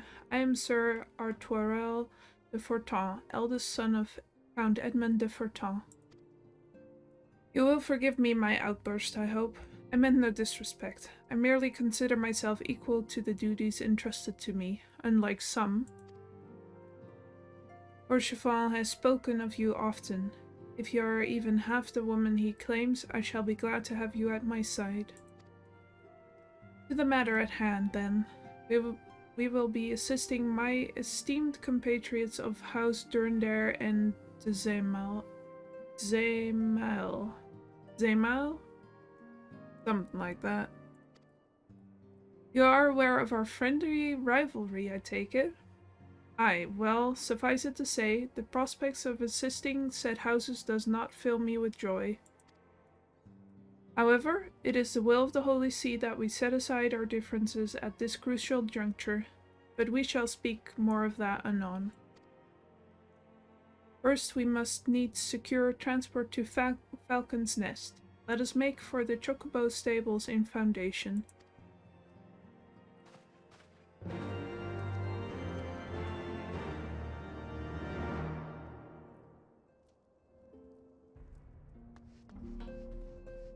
Aggressive church music.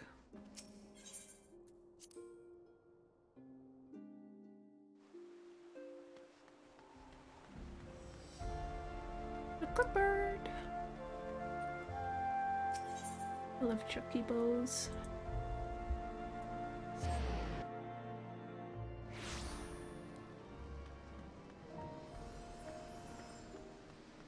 So yeah, this is the first expansion where they introduced flying. So they're gonna be like, wow, a chocobo that can fly. Bet you've never seen anything like that before. Meanwhile, I've been flying all day, every day. Greetings, Mistress Mumafo. I've saddled the Black Chocobo for your journey to the Western Highlands, as per Lord Atwarel's instruction. Will this be your first time riding a Black Chocobo, may I ask? If so, you're in for a treat. As I dare say you know, this particular breed can fly. Given the right conditions, they can carry you quite high too, even over Snowcloak. You needn't worry about directing the bird, of course. Like all porters, she's trained to carry you to your destination all by herself, so just relax and enjoy the view.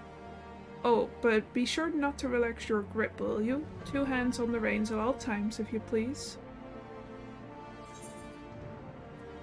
Yes. Well, let's fly.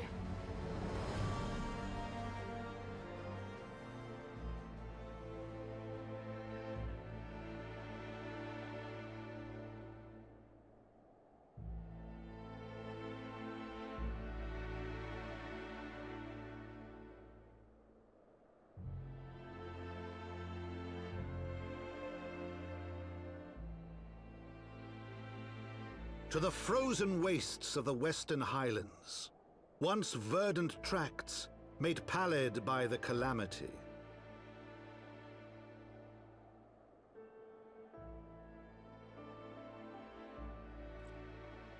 Beyond the towering wall of ice, to lands long forsaken that the Knights of Ishgard strove tirelessly to reclaim.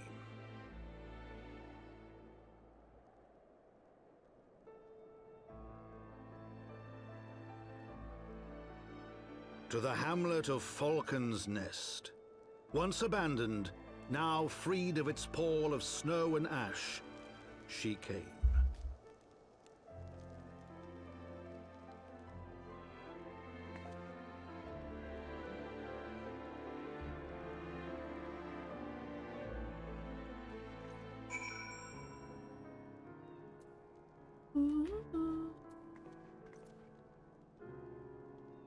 Hold on one second. My messages.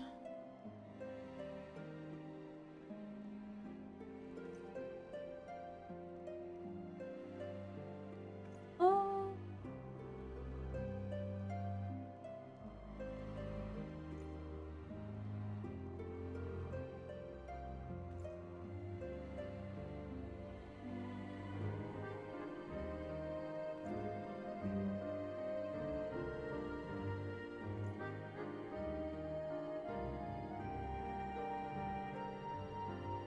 Thank you. It's plaything.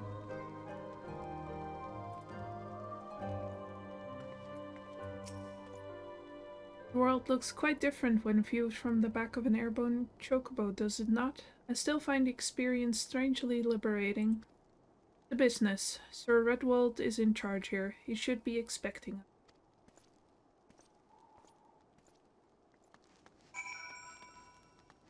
Boing.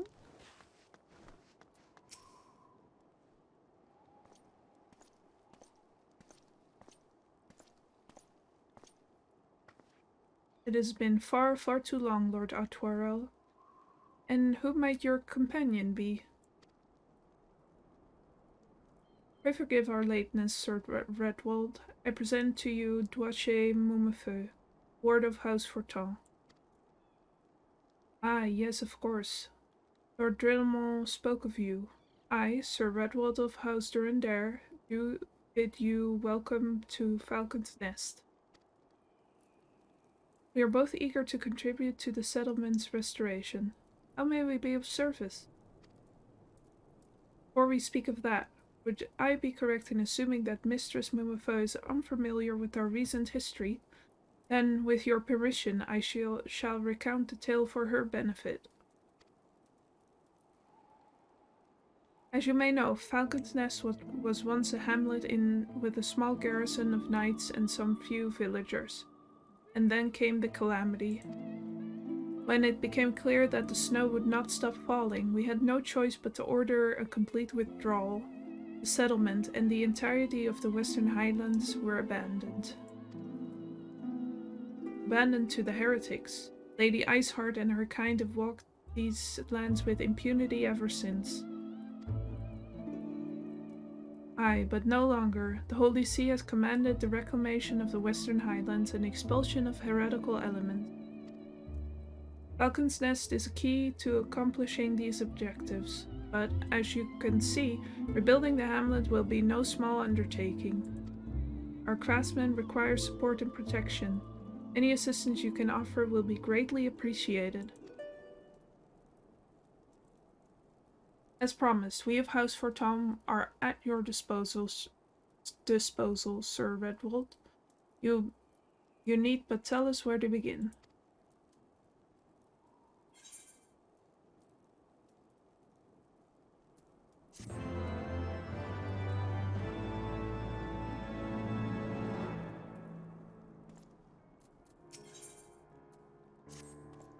Several craftsmen in service to House Zemal are contributing to the restoration of Falcon's Nest. These men and women are quite skilled in building and repairing fortifications, but their progress has been hampered by a number of factors. Roth, their foreman, tells me he has need of a woman with your talents. Would you be so kind as to seek him out?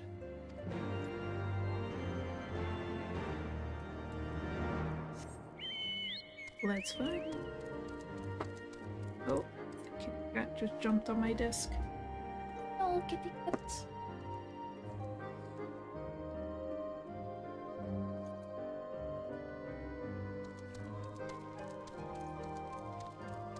There he is. Yes, I'm Roth, and who might you be?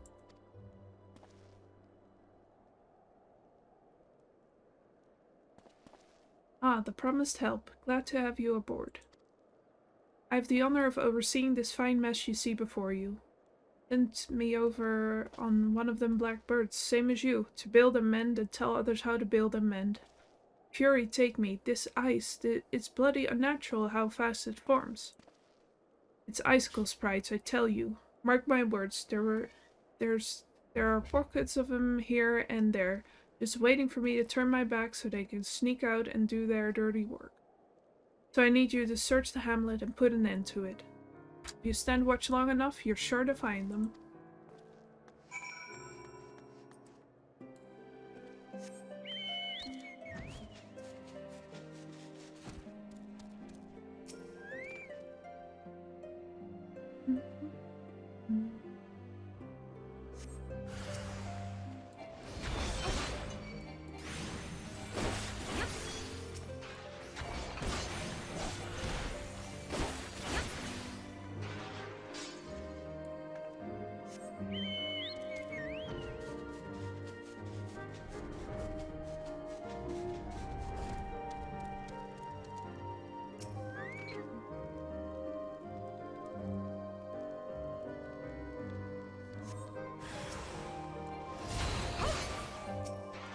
Fight.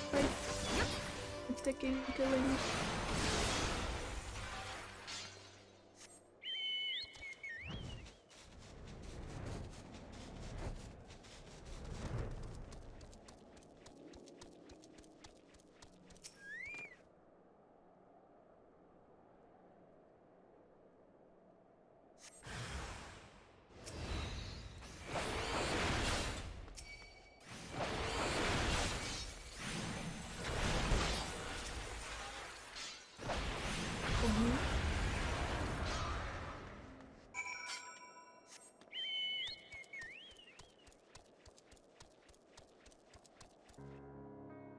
Yeah, they're lovely.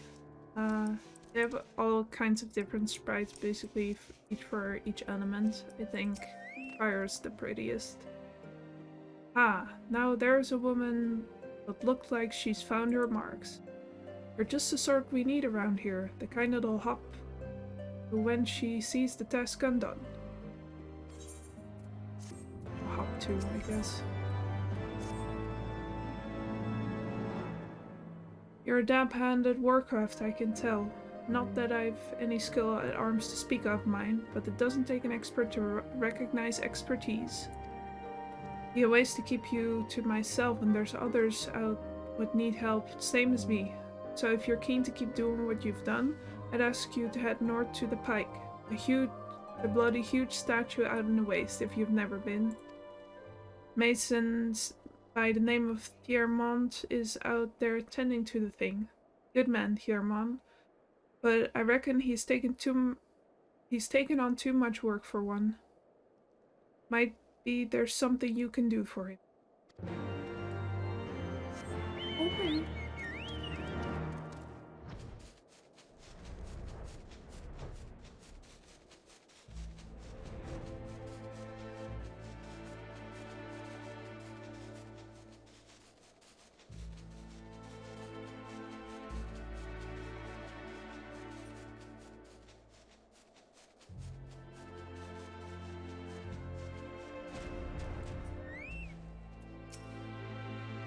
Hail to you, traveler. What brings you out this way?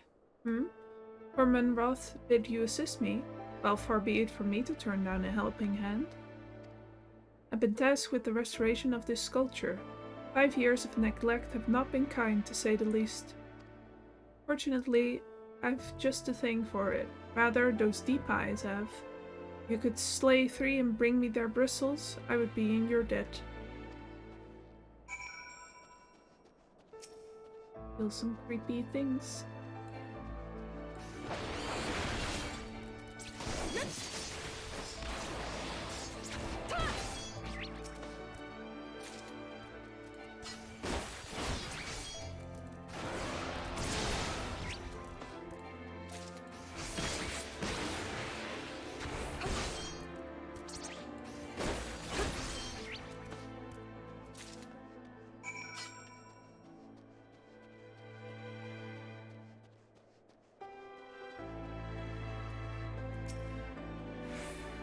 There you are. Have you the bristles? I sure do.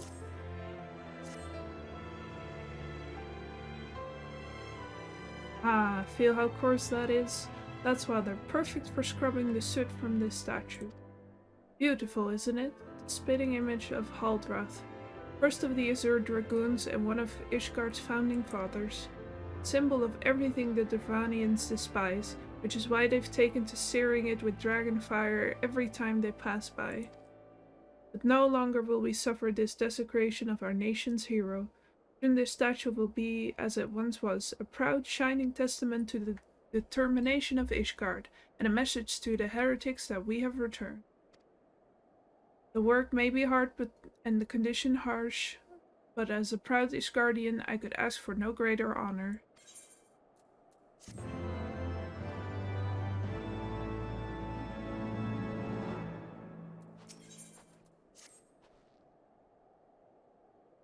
Are you for Falcon's Nest? If so, I've a favor to ask.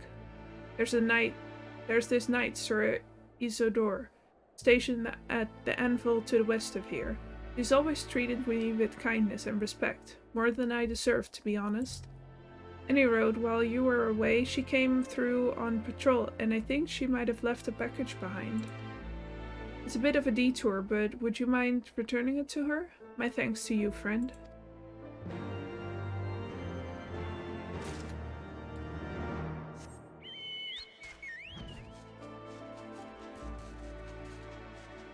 Enjoy fetch quest.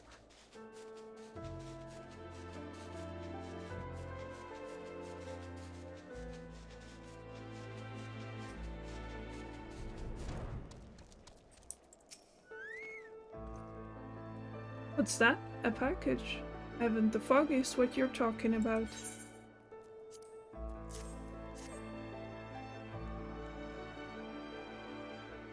Confound it, that fool of a... What a waste. It was a gift, adventurer. Thiermont labors day and night without regard for his own well-being. At the very least he ought to try and eat better. Why not simply give it to him? By the Fury, have you no sense of decorum? A highborn knight cannot be seen favoring a lowborn mason in such a manner. Nevertheless, I appreciate your concern, as well as your willingness to assist Theramon. May your journey back to Falcon's Nest be safe and swift.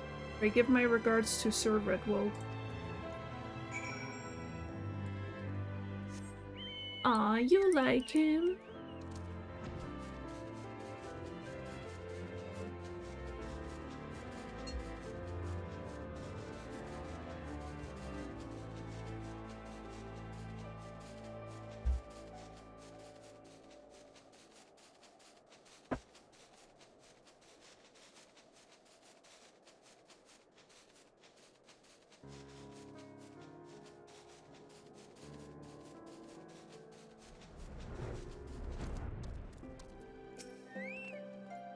I must applaud your initiative, Mr. Mumafo. Roth tells me you have been quite busy.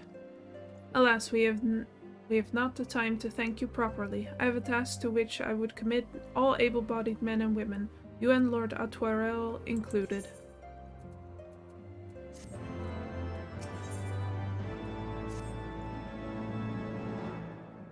Calm as ever, even when you must surely sense the gravity of the situation. Veteran through and through, just as Lord Drillmont said. Good. We have lost contact with a reconnaissance party sent north to Riversmead in search of the heretics' hideaway. Whether they were attacked or met with some other misfortune, we know not.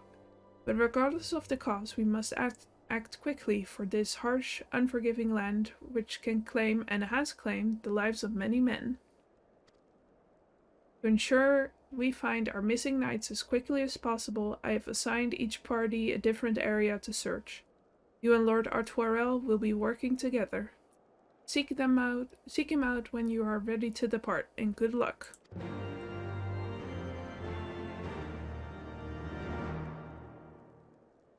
Yeah, losing contact with a scouting party is never good, yeah.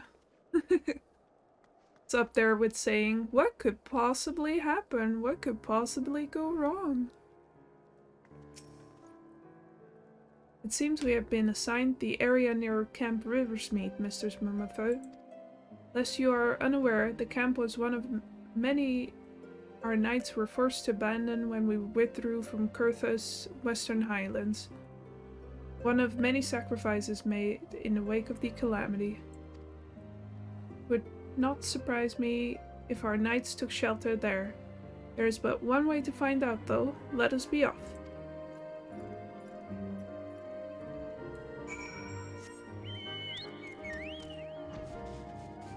Whee!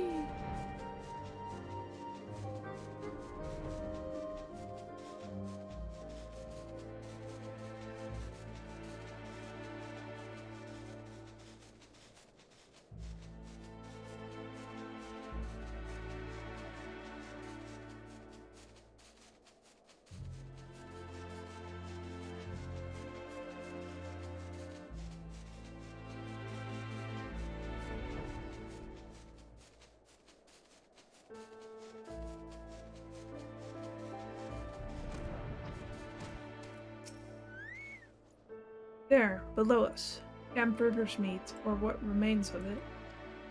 I see no way to descend the cliffs safely from here. If we fall, the beast below would make short work of us. Come, I know a path to the riverbed below, east of the Black Iron Bridge.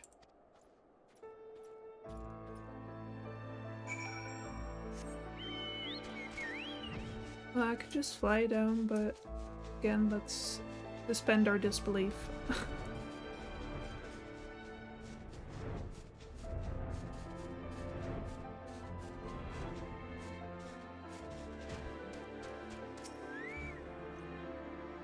The reconnaissance party came this way. I see no sign of it. Still, it is possible that recent storms have obscured their trail, or that they took an alternate route to Camp Riversmead. Until we investigate the camp itself, we cannot be certain. We must press on.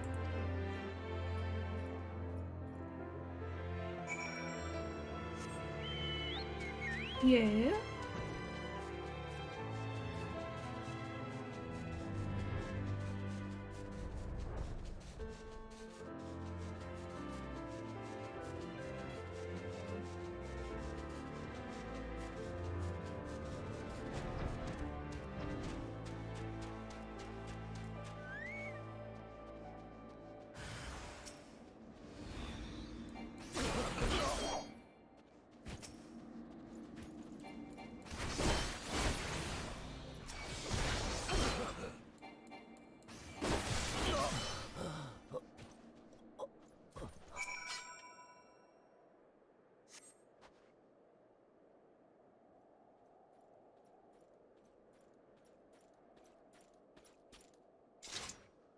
Are you alright? I heard the sounds of a struggle. Thank the Fury. I thought no one would come.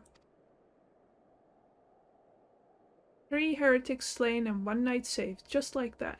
You certainly live up to your reputation, Mistress Mumafo. What happened here, sir? Is there no one else? We were caught in a furious blizzard north of here, my lord. Naught but white all around, until we saw shapes moving towards us, running towards us, with naked steel in their hands. I cut down a few of the bastards who came close, but the others were shouting and screaming, but after a while I could only hear unfamiliar voices. I found my way to the camp, hoping to hide while the storm passed. But the heretics tracked you here. Aye, my lord, the heretics' hideaway lies somewhere to the north. We must move quickly before the snow buries all traces of their passing. For my brothers, we must. Have faith, sir. Justice will be done. But first, we must see you to safety.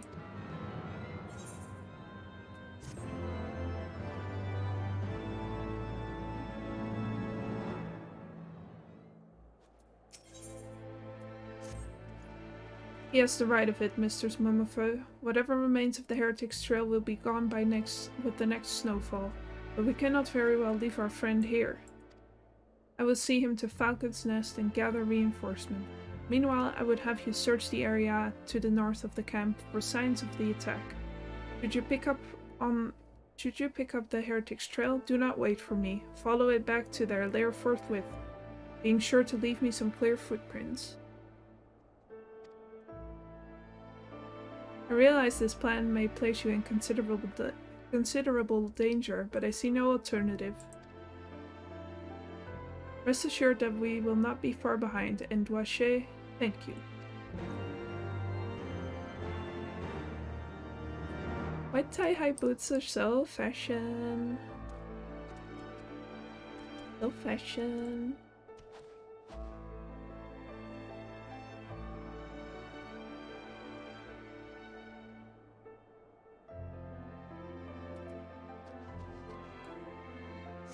Alright, let's fly. Oh, do you like the outfit that my Chocobo is wearing, by the way? Faith gave it to me.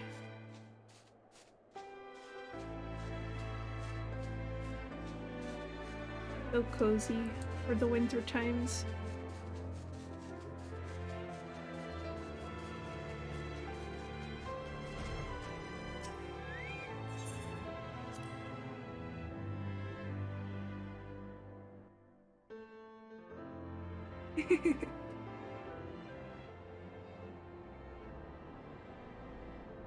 Tracks continue to the north.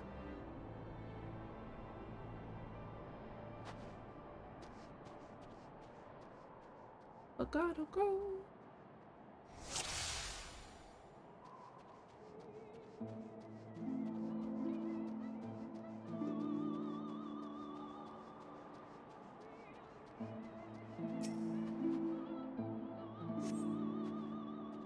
Continue north.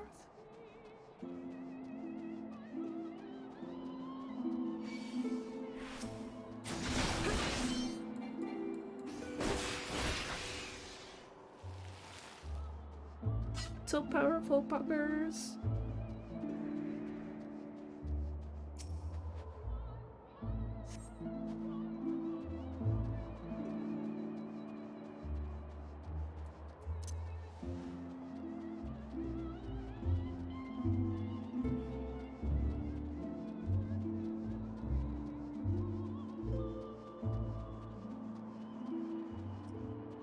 Oh wait, do I have to click them?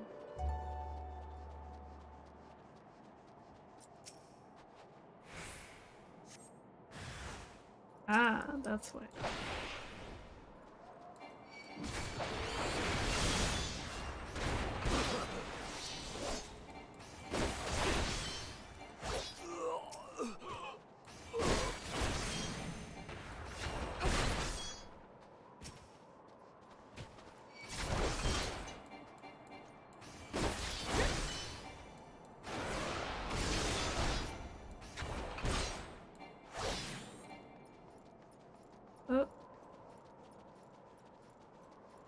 Come here.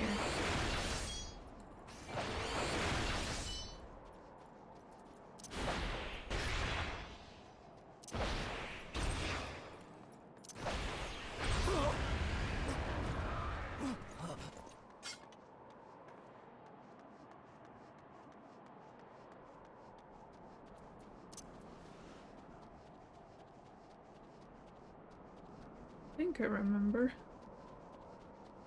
Don't know why I killed him.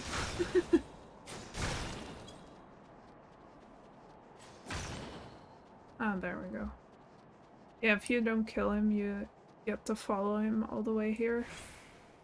But, eh.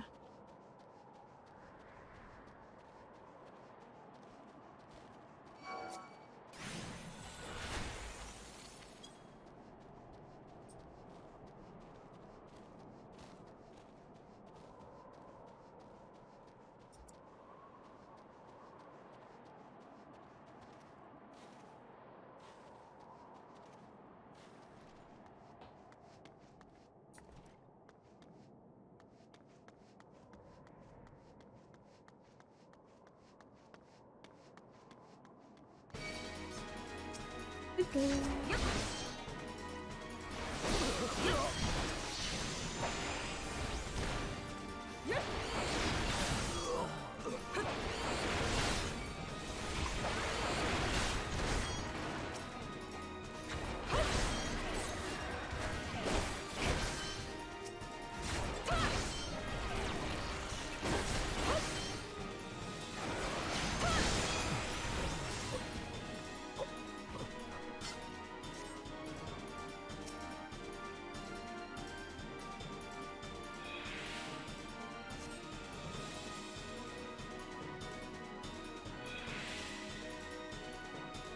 So powerful.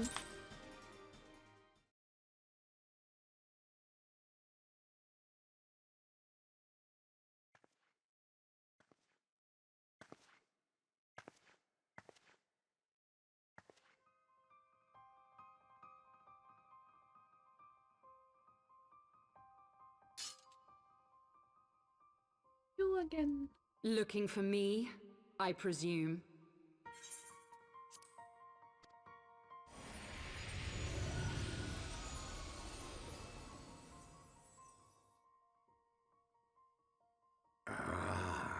The child who glimpsed the truth.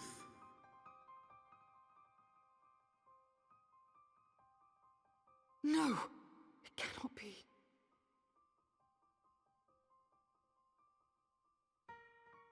She cameth unto me, as didst thou. Alike in gifts, yet set upon different paths.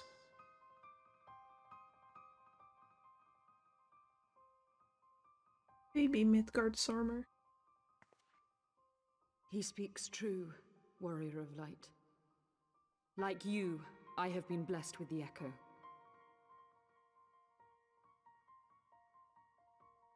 The visions terrified me at first.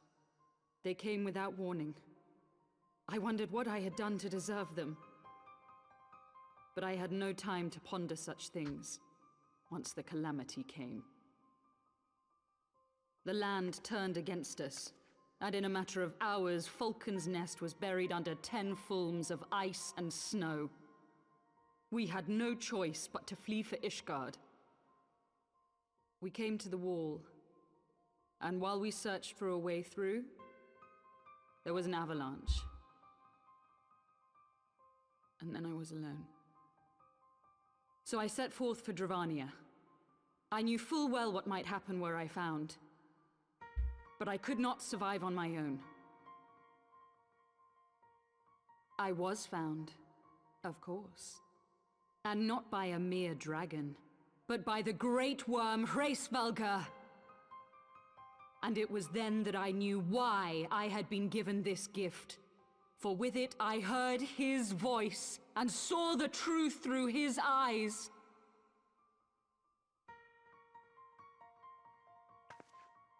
I was chosen to deliver this revelation to the people, to bring dragon and man together as they once were and should ever be.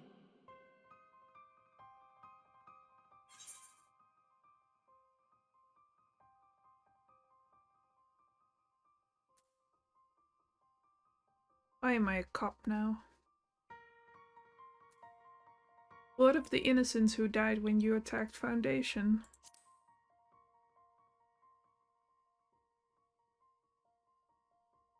It wasn't supposed to be like that. You have to believe me. It was beyond my control. I love Iceheart too. Children taught to fear the skies, who saw their loved ones slaughtered. Yet the Dravanians, though they know where the fault truly lies, fell upon them with such fury. Men die, and their children forget. But we are everlasting. To us, then is as now.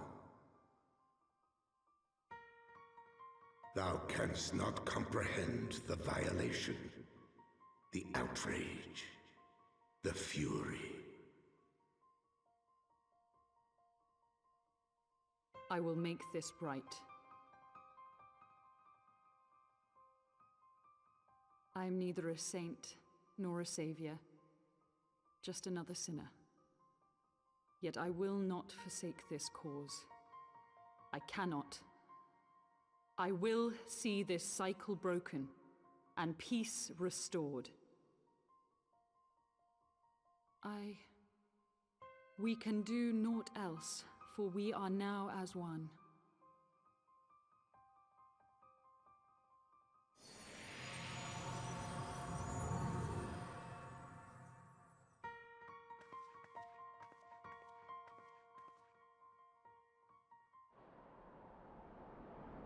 That's a big ol' mood.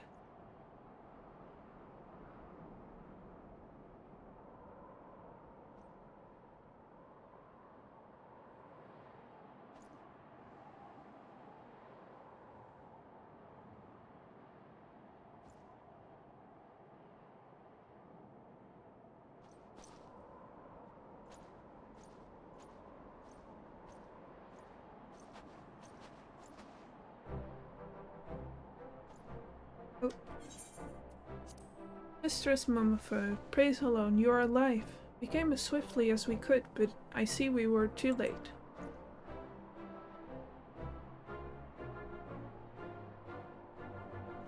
So they were lurking in the cellar of this farmhouse. Tis a pity Lady Iceheart escaped, but we must not let that detract from your accomplishments. We have them on the run. You have even dealt our foes a telling blow this eve, my friend, and I shall see that your efforts are recognized.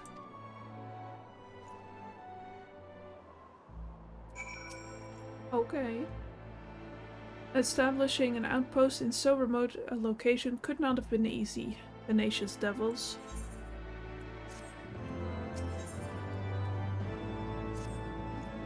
The knights have matters here well in hand. Let us return to Falcon's Nest and share our discoveries with Sir Redwold.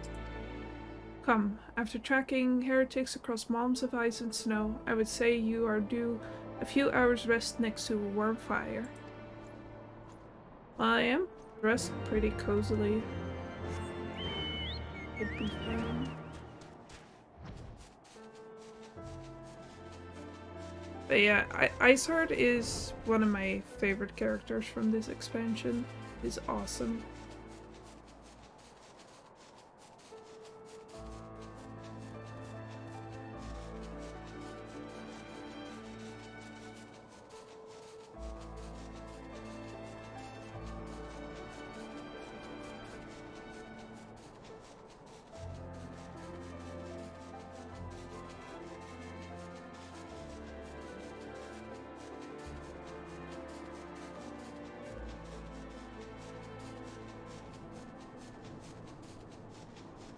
Mm.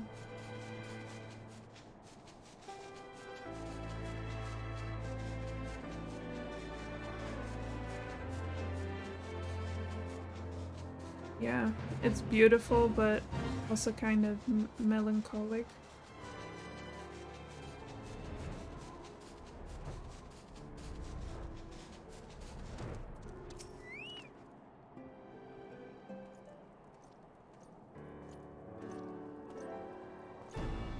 Lord Atwarel, Mistress Momofeu, how glad am I to see you both hale and healthy. What news?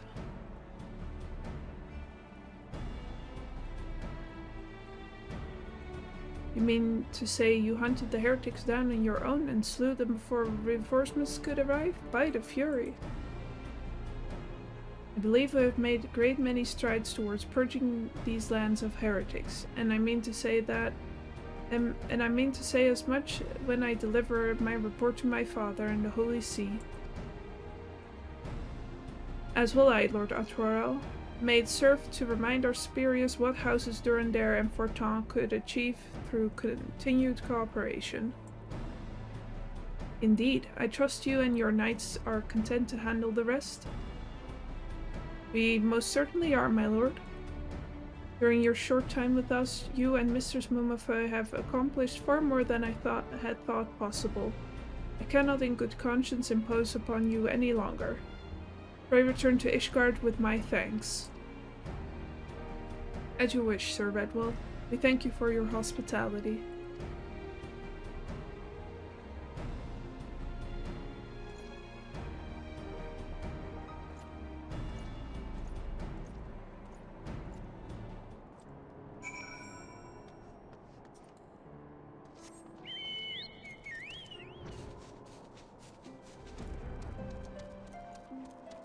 Alright, back home.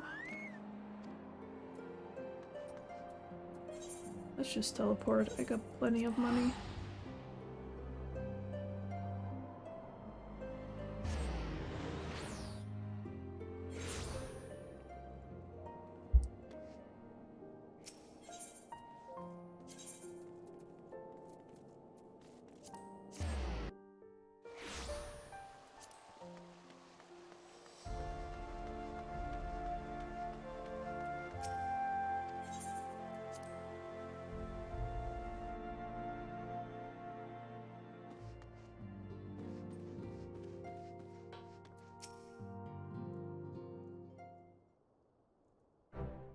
Mistress Momofeu, I would speak plain.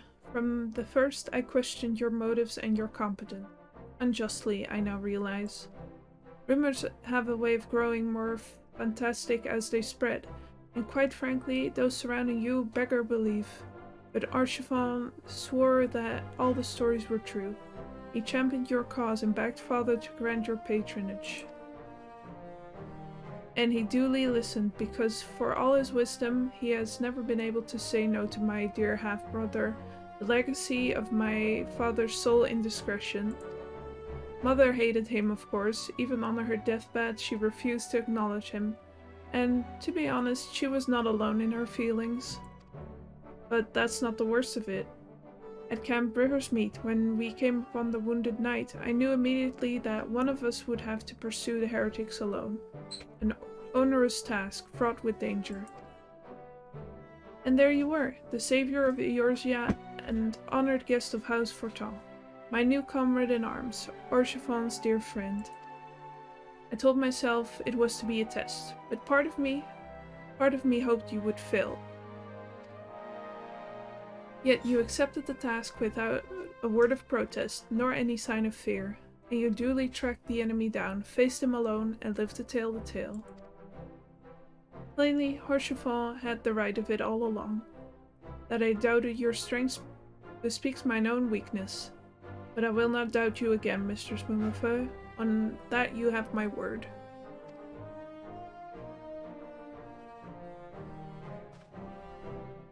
Thanks, I guess.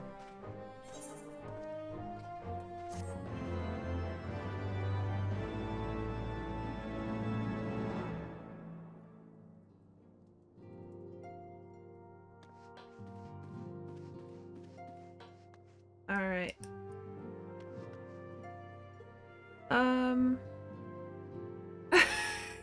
Yeah.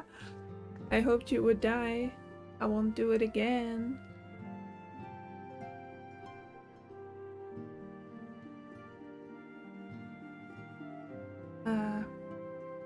Yeah, how are we feeling about, like, keeping going, or should we stop for today? Didn't really think about how long I wanted to go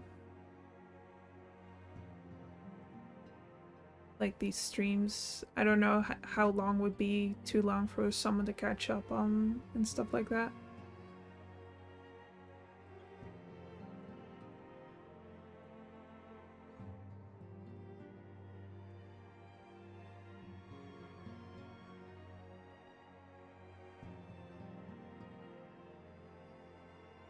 Alright, cool.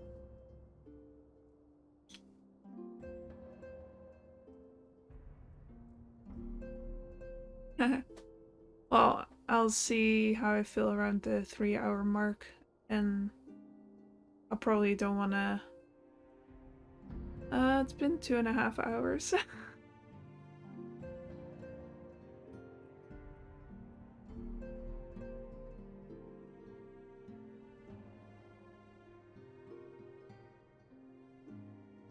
Time flies when you're having fun.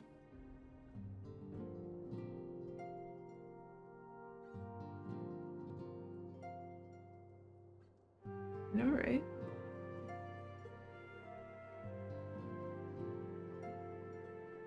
But yeah, I probably don't want to stream longer than 4 hours, but we'll see how I feel around the 3-hour mark.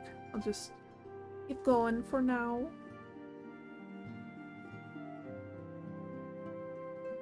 Yeah. Sounds good. We're around 3 hours and then I'll just finish whatever quest we're doing. Alright, alright.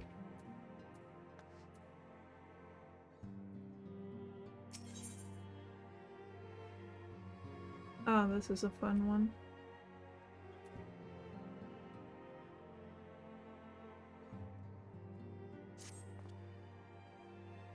Ah, Mistress Momofo. My lord the Count much desires to speak with you regarding your time with Lord Atwarel and Lord Amanelaine. If you would remain here for a moment.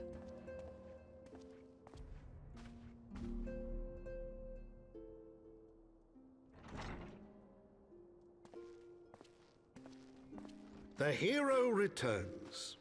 I cannot thank you enough for saving young Amanelaine's life. Aye, he told me everything.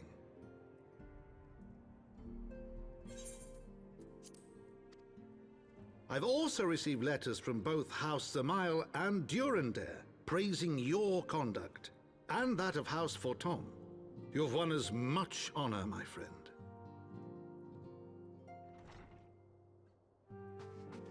My lord! What is it? Speak.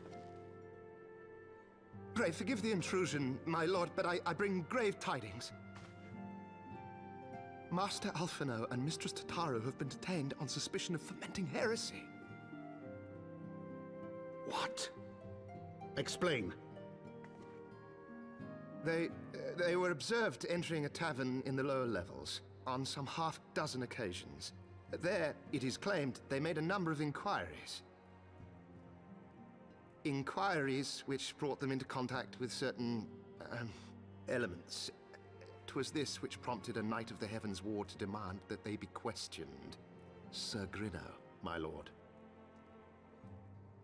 Sir Grinno is a brute. An exceedingly accomplished brute, but a brute nonetheless. Alas, he is also a son of House Zamail.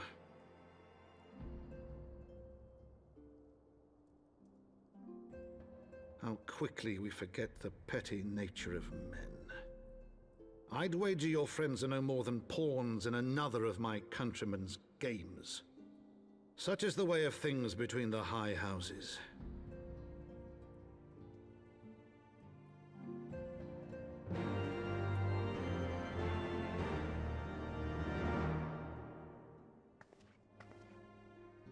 Tataru, my baby.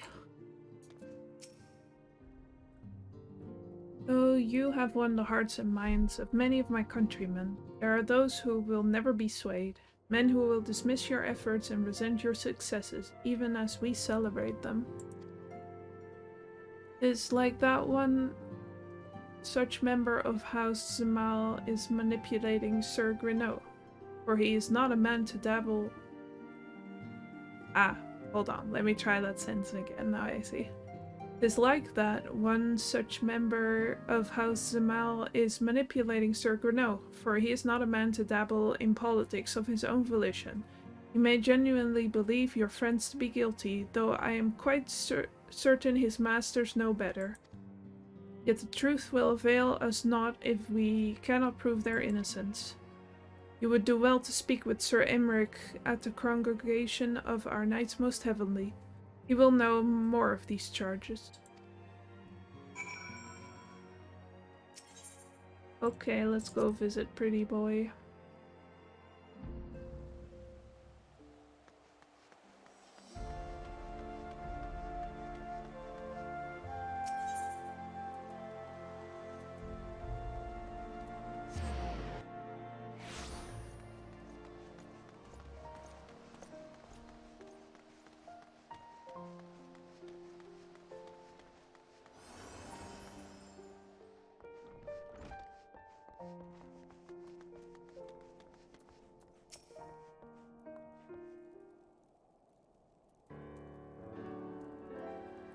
Oh. It has been too long, Dwache. Would that this visit came under happier circumstances. You are come to plead for Master Alphino and Mistress Tataru, I take it. Word of their detainment reached us while I was delivering my reports on the Vanu Primal. Truly, I know not which is more ludicrous. These charges or that flying feathered whale.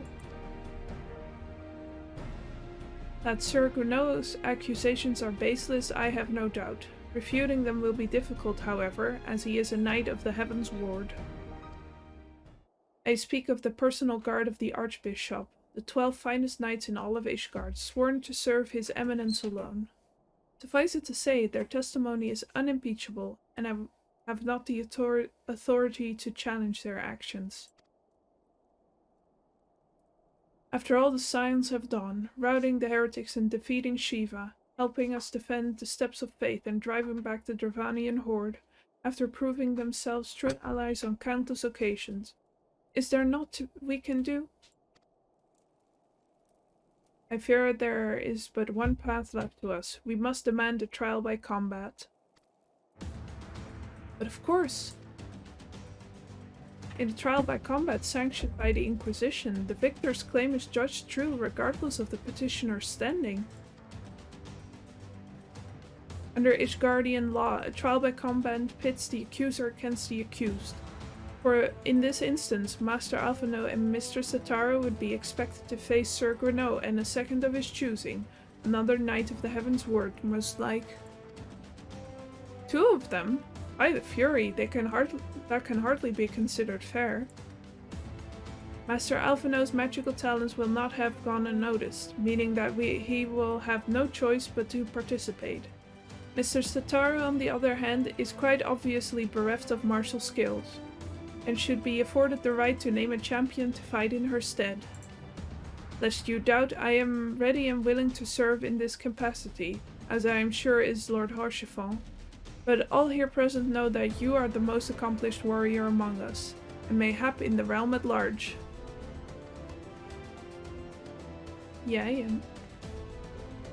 And it is settled. I will visit Master Alphino at once and inform him of our intentions. Dwache, meet me at the tribunal when you have made ready. Until then, my friend.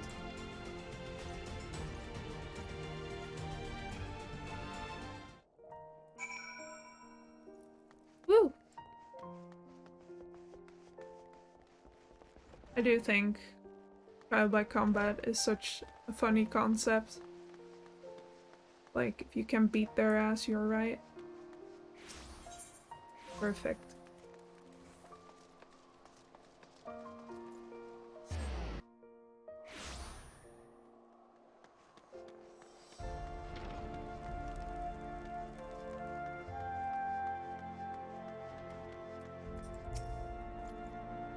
Listen carefully, Dwache. When the trial begins, the petitioner will be asked to restate his charges, and the accused invited to respond. Then, in accordance with the law, they will be asked to restate their request for a trial by combat. Once the High Adjudicator acknowledges Mr. Staru's right to name the champion. That is when you must make your entrance. Oh, I cannot wait to see the look on Sir Grenoux's face when he sees his true opponent. Will be priceless. More seriously, should you begin to lose heart, look to me in the stands, and I shall cheer so loud you will wonder how you could ever have contrived to doubt yourself. Now, are you ready? Okay.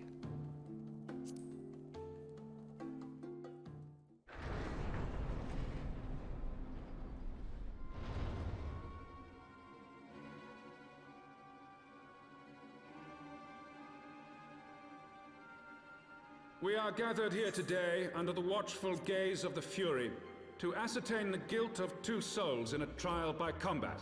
Petitioners, step forward.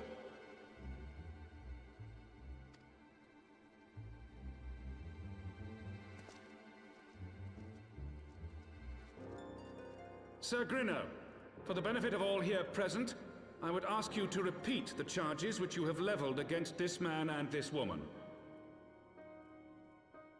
I, Sir Grinno de Zemile, brother of the Heavensward, did bear witness to these 2 foreigners consorting with heretics.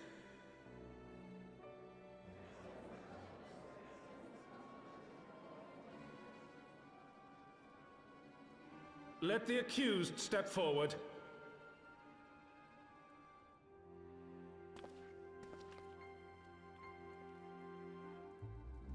Alfino Leveilleur, Tataru, you have heard the charges leveled against you.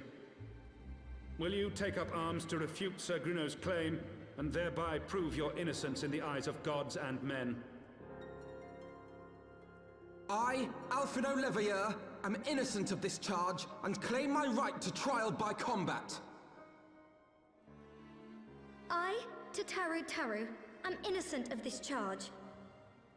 But I am no warrior and cannot fight. So, I claim the right to name a champion.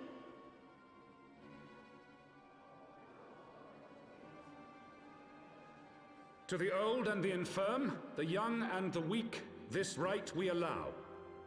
Very well. Who will stand for this woman?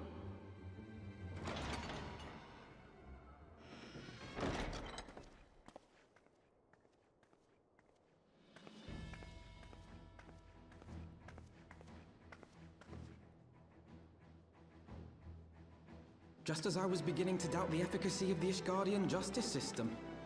Come, my friend. Let us put an end to this mummer's farce.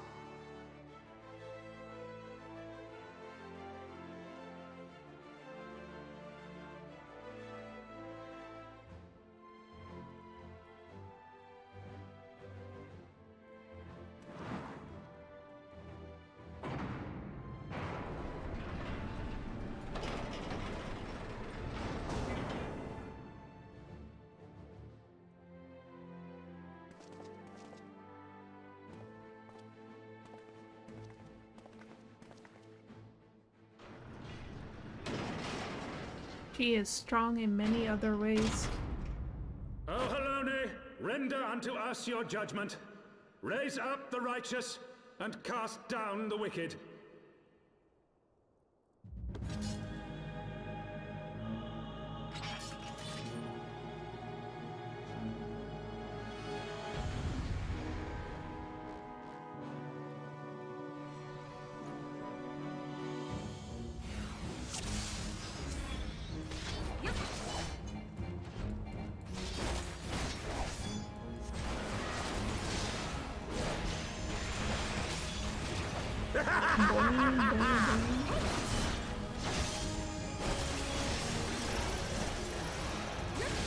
I have my pride.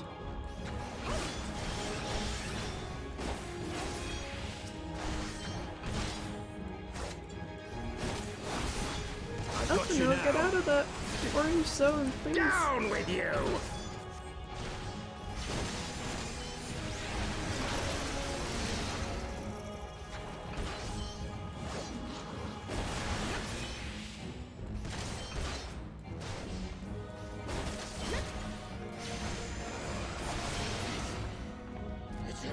go.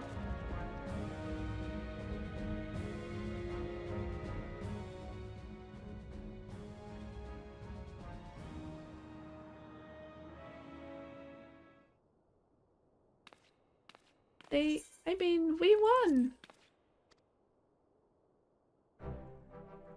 The Fury has spoken. Elfino Leverrier, Taru, you are hereby acquitted of all charges. Blessed are we who receive her wisdom and see justice wrought in her by her divine hand. Petitioners, accused, go forth in peace.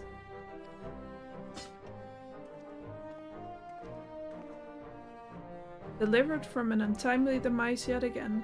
My thanks, as always. My friend.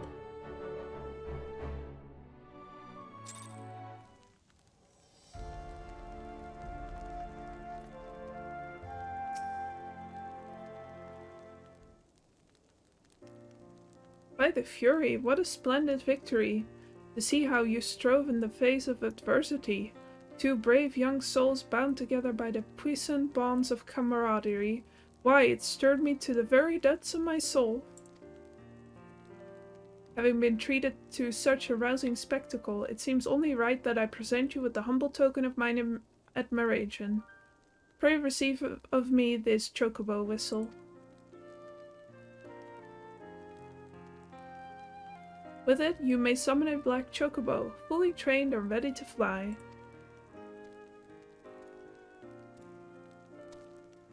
Hello.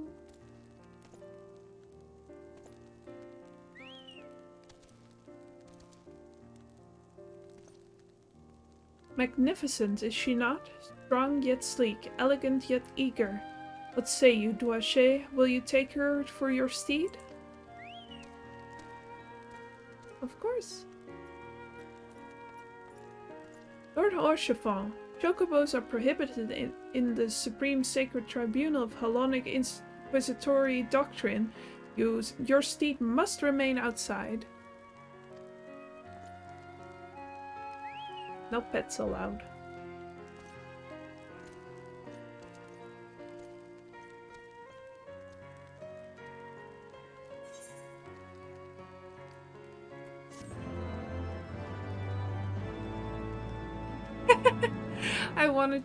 I want to serve as chocobo.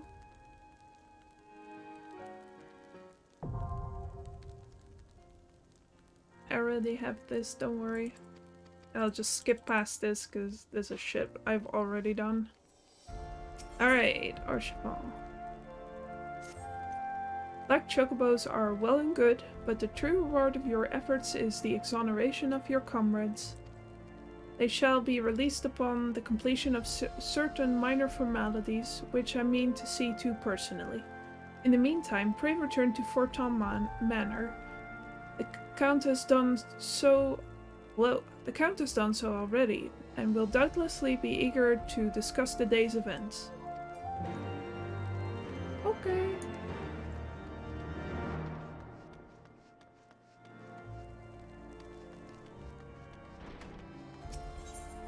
Yeah, that actually looked much easier than it usually is, because, again, I don't really feel like doing challenging combat right now.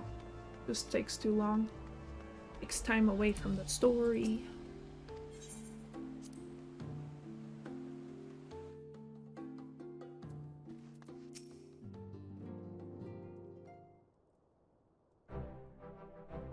Alone smiles on us yet again, Mistress Mummifer, guiding you to victory and setting your comrades free. I confess I did fear for your safety, which is not to say I doubted your prowess, you understand. I merely knew the strength of your opponents. You do have a habit of exceeding my expectations. Besting 2 of the Heavensward while the city's elite looked on? By the Fury, anyone who hasn't been paying attention to you will surely do so from now on.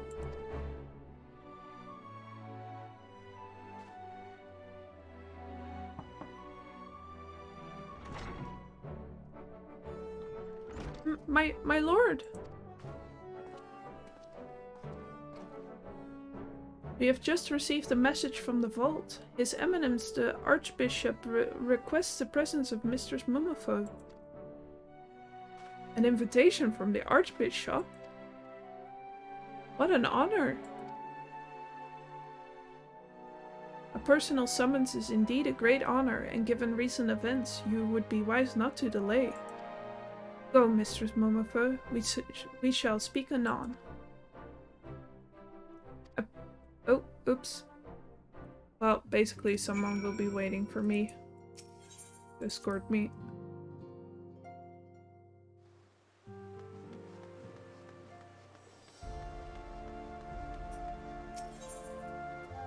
A priest at the vault. I'm so important. They're waiting on me. Hands and feet. I don't know what the saying is.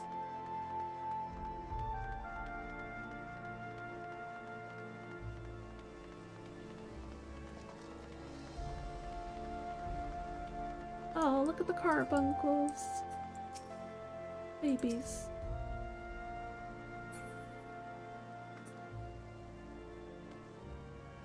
Yeah, it was kind of close. A for effort.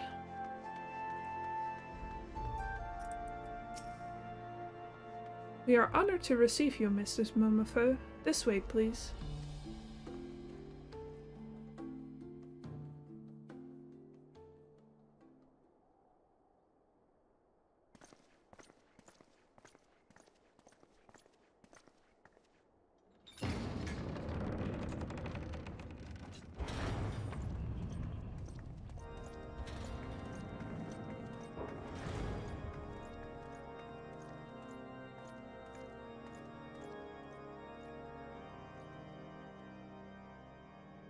Your Eminence, it is my honor to present to you the Warrior of Light.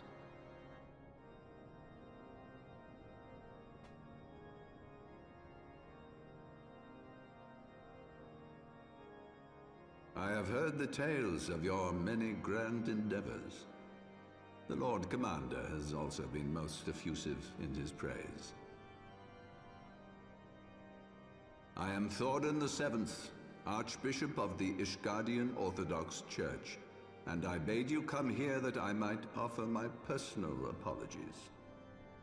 You will forgive me for not calling upon you as courtesy would dictate, but as you can see, my more sprightly days are long behind me. But I digress. Your companions were wrongly accused of heresy and subjected to gross indignities. This, I am sorry to say, was the result of negligence on the part of our nation's protectors. Negligence born of an excess of zeal. Is that not so, Sir Zephyrin? Yes, Your Eminence. Regrettably, it would appear that we of the Heavensward were in receipt of erroneous information. Sir Grinno has ever been headstrong. He pressed charges before the truth had been ascertained, for which I most sincerely apologize. An unfortunate misunderstanding born of an earnest desire to serve Ishgard, but one which should never have occurred. For who could doubt the character of those who bested Shiva and drove the Horde from the steps of faith? Not I. That much is certain. That will be all, Sir Zephyrin. I would speak with our guest in private. Your Eminence,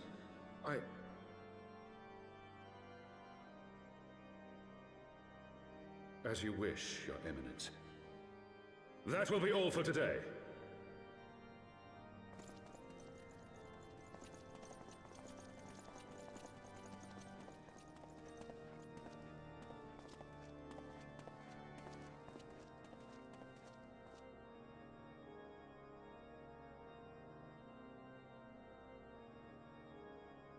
Privacy is a luxury rarely afforded one in my position.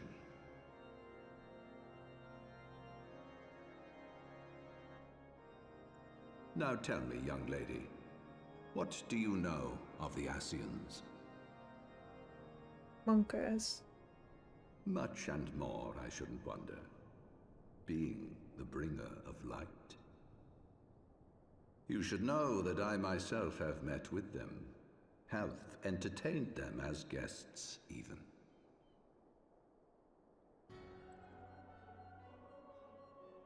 Those harbingers of chaos and strife offered us power that we might continue our war against the dragons.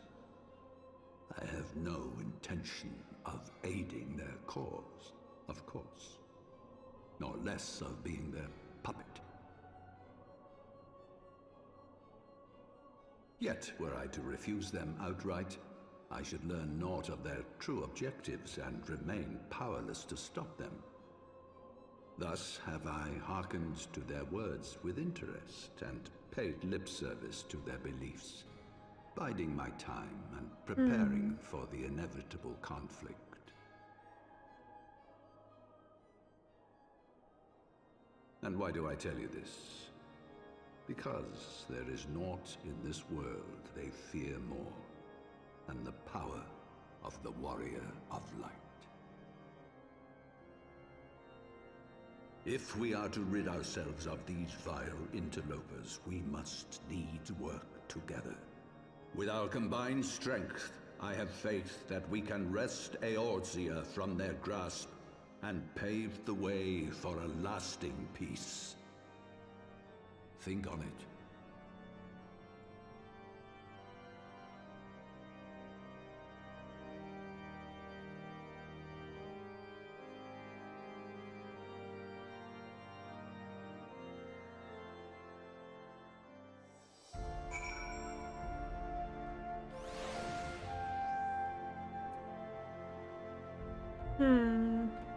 Much to think about.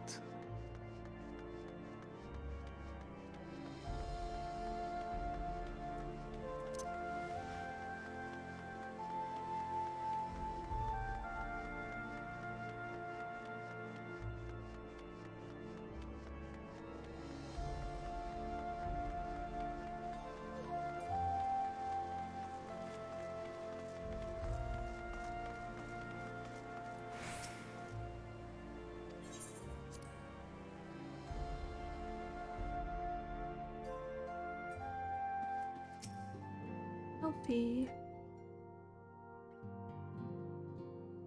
There you are. I confess, I was more than a little concerned when I learned that you had been summoned to the vault. What did they want with you?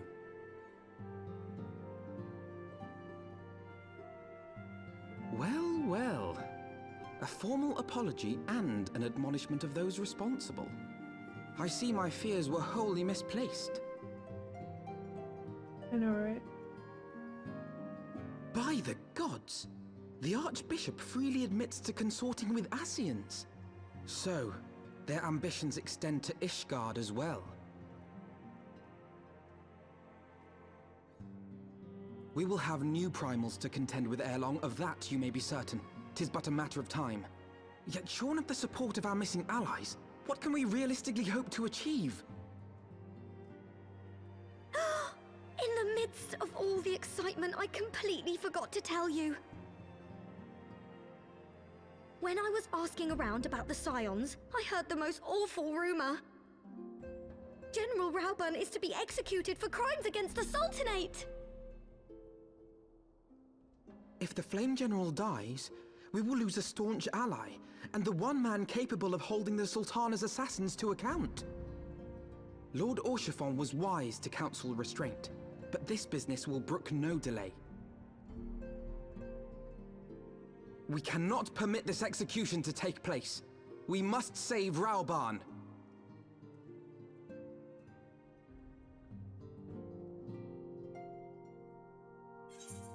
Hell yeah, brother.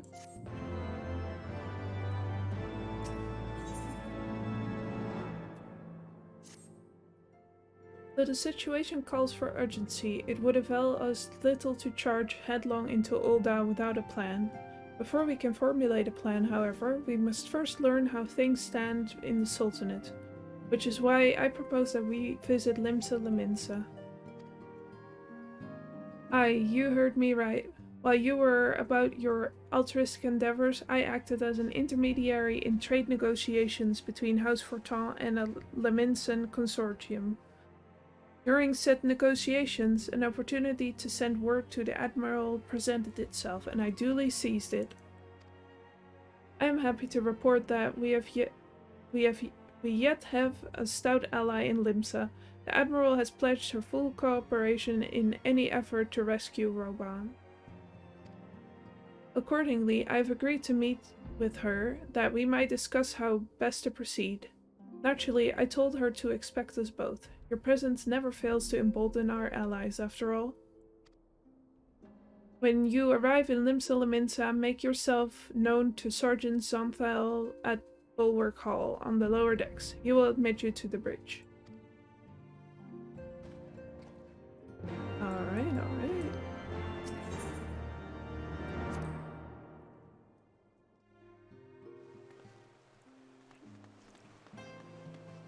Yeah, I don't think this is too long of a mission, so we're gonna finish this one up and then we're gonna call it for tonight.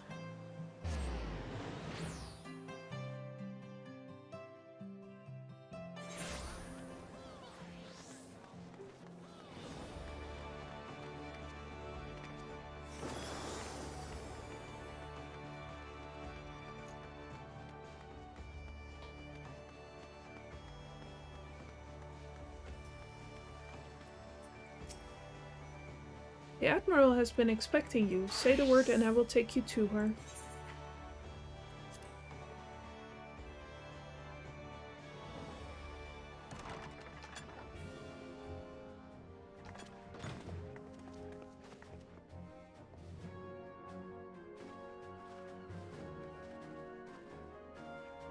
Friends, 'tis good to see you safe and well. I will admit I had not counted on you seeking, let alone finding refuge within the Holy See, but full glad was I to learn that you had. Thankfully, we had allies there who took us under their wing, and theirs was not the only aid we receive, I suspect. When we fled Uldar, we fully expected to become wanted men, known to all and hounded at every turn. Yet that did not come to pass.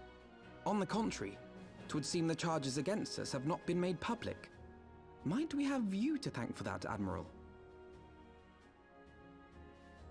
Sharp as ever, Master Elfino. On Marshal Terrapin's urging, the Elder Seedseer and I demanded that the Syndicate suppress news of the Scion's alleged crimes until such time as irrefutable evidence could be found. Our argument was simple. Lacking proof, to accuse the saviors of the realm of so unlikely a crime would have the people up in arms. In their wisdom, the Syndicate agreed, as you yourself have seen. There is something you should know. Some few days prior to the banquet, the Elder Seedseer and I were summoned for a private audience with the Sultana.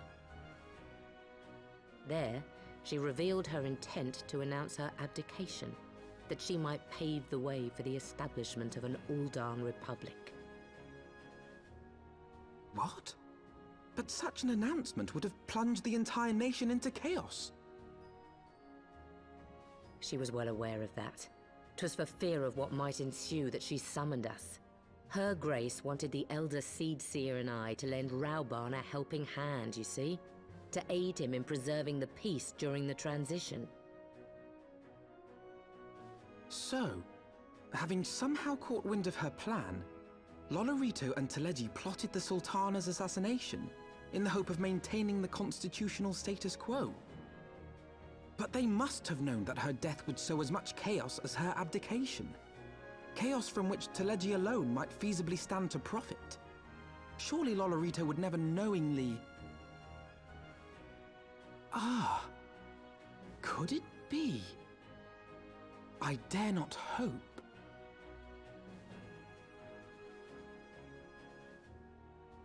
The Uldan authorities have yet to announce the Sultana's passing. To allay any suspicion that may arise from Her Grace's absence, they have issued a statement to the effect that she is presently convalescing from illness. Mayhap they're waiting for a fitting moment to break the news. Or mayhap they know of some other reason to delay.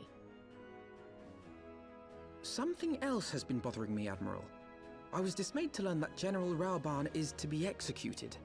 Yet upon hearing the news, I could not help but wonder why he had been kept alive for so long. Pray mistake not my meaning. I am, of course, overjoyed that our friend still draws breath, and that he might yet be saved. But if his enemies truly wished to eliminate him, they could have done so immediately. I see no reason for this delay. Aye, you've struck upon an important point, Master Alphino. Following his capture, Raoban had been held in the Marasaja pit within Uldar. In recent days, however, he has reportedly been moved to an unknown location. Queerly, 'twas not the brass blades who spirited him away either, but a band of soldiers decked in blue. The Crystal Braves. Aye. If I read the winds aright, the arrangement between Lord Lolorito and the Braves has come under strain. At any rate, if we're to rescue Raoban, we'll have to find him first. And you'll be glad to hear that I have already entrusted the task to those best able to see it done. Our friends of Doma. Shinobi.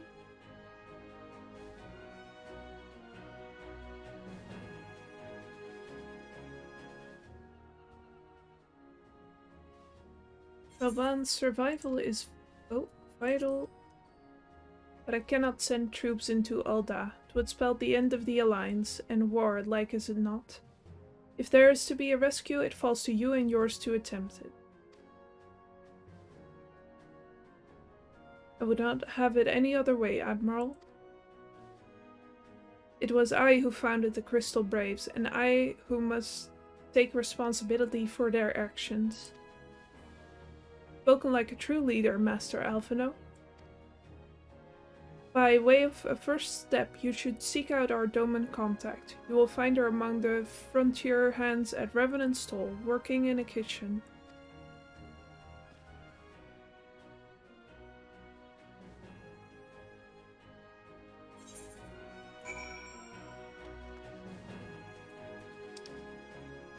Alright. Go to Mardona.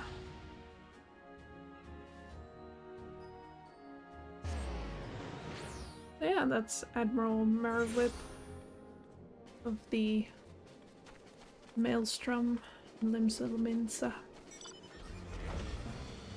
He is very pretty.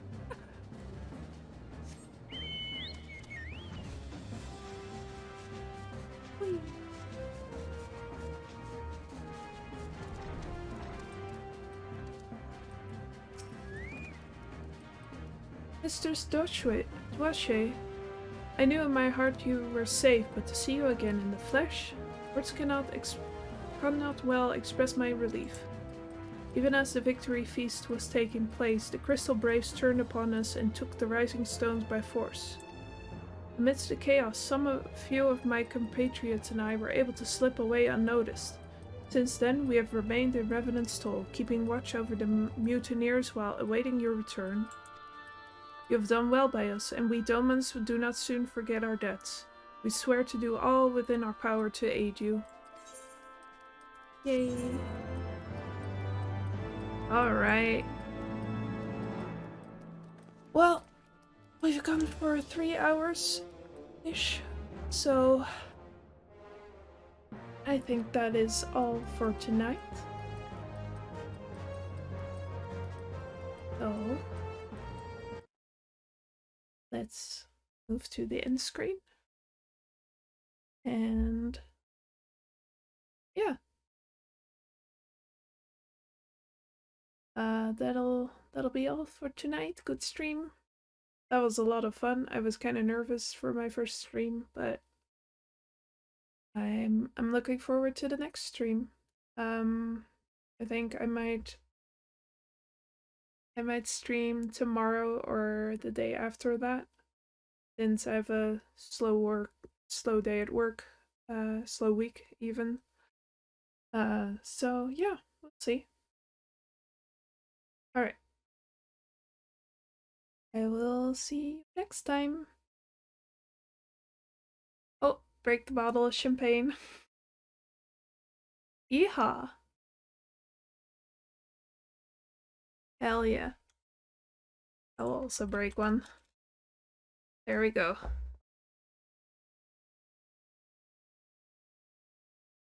Alright, perfect. Well, goodbye.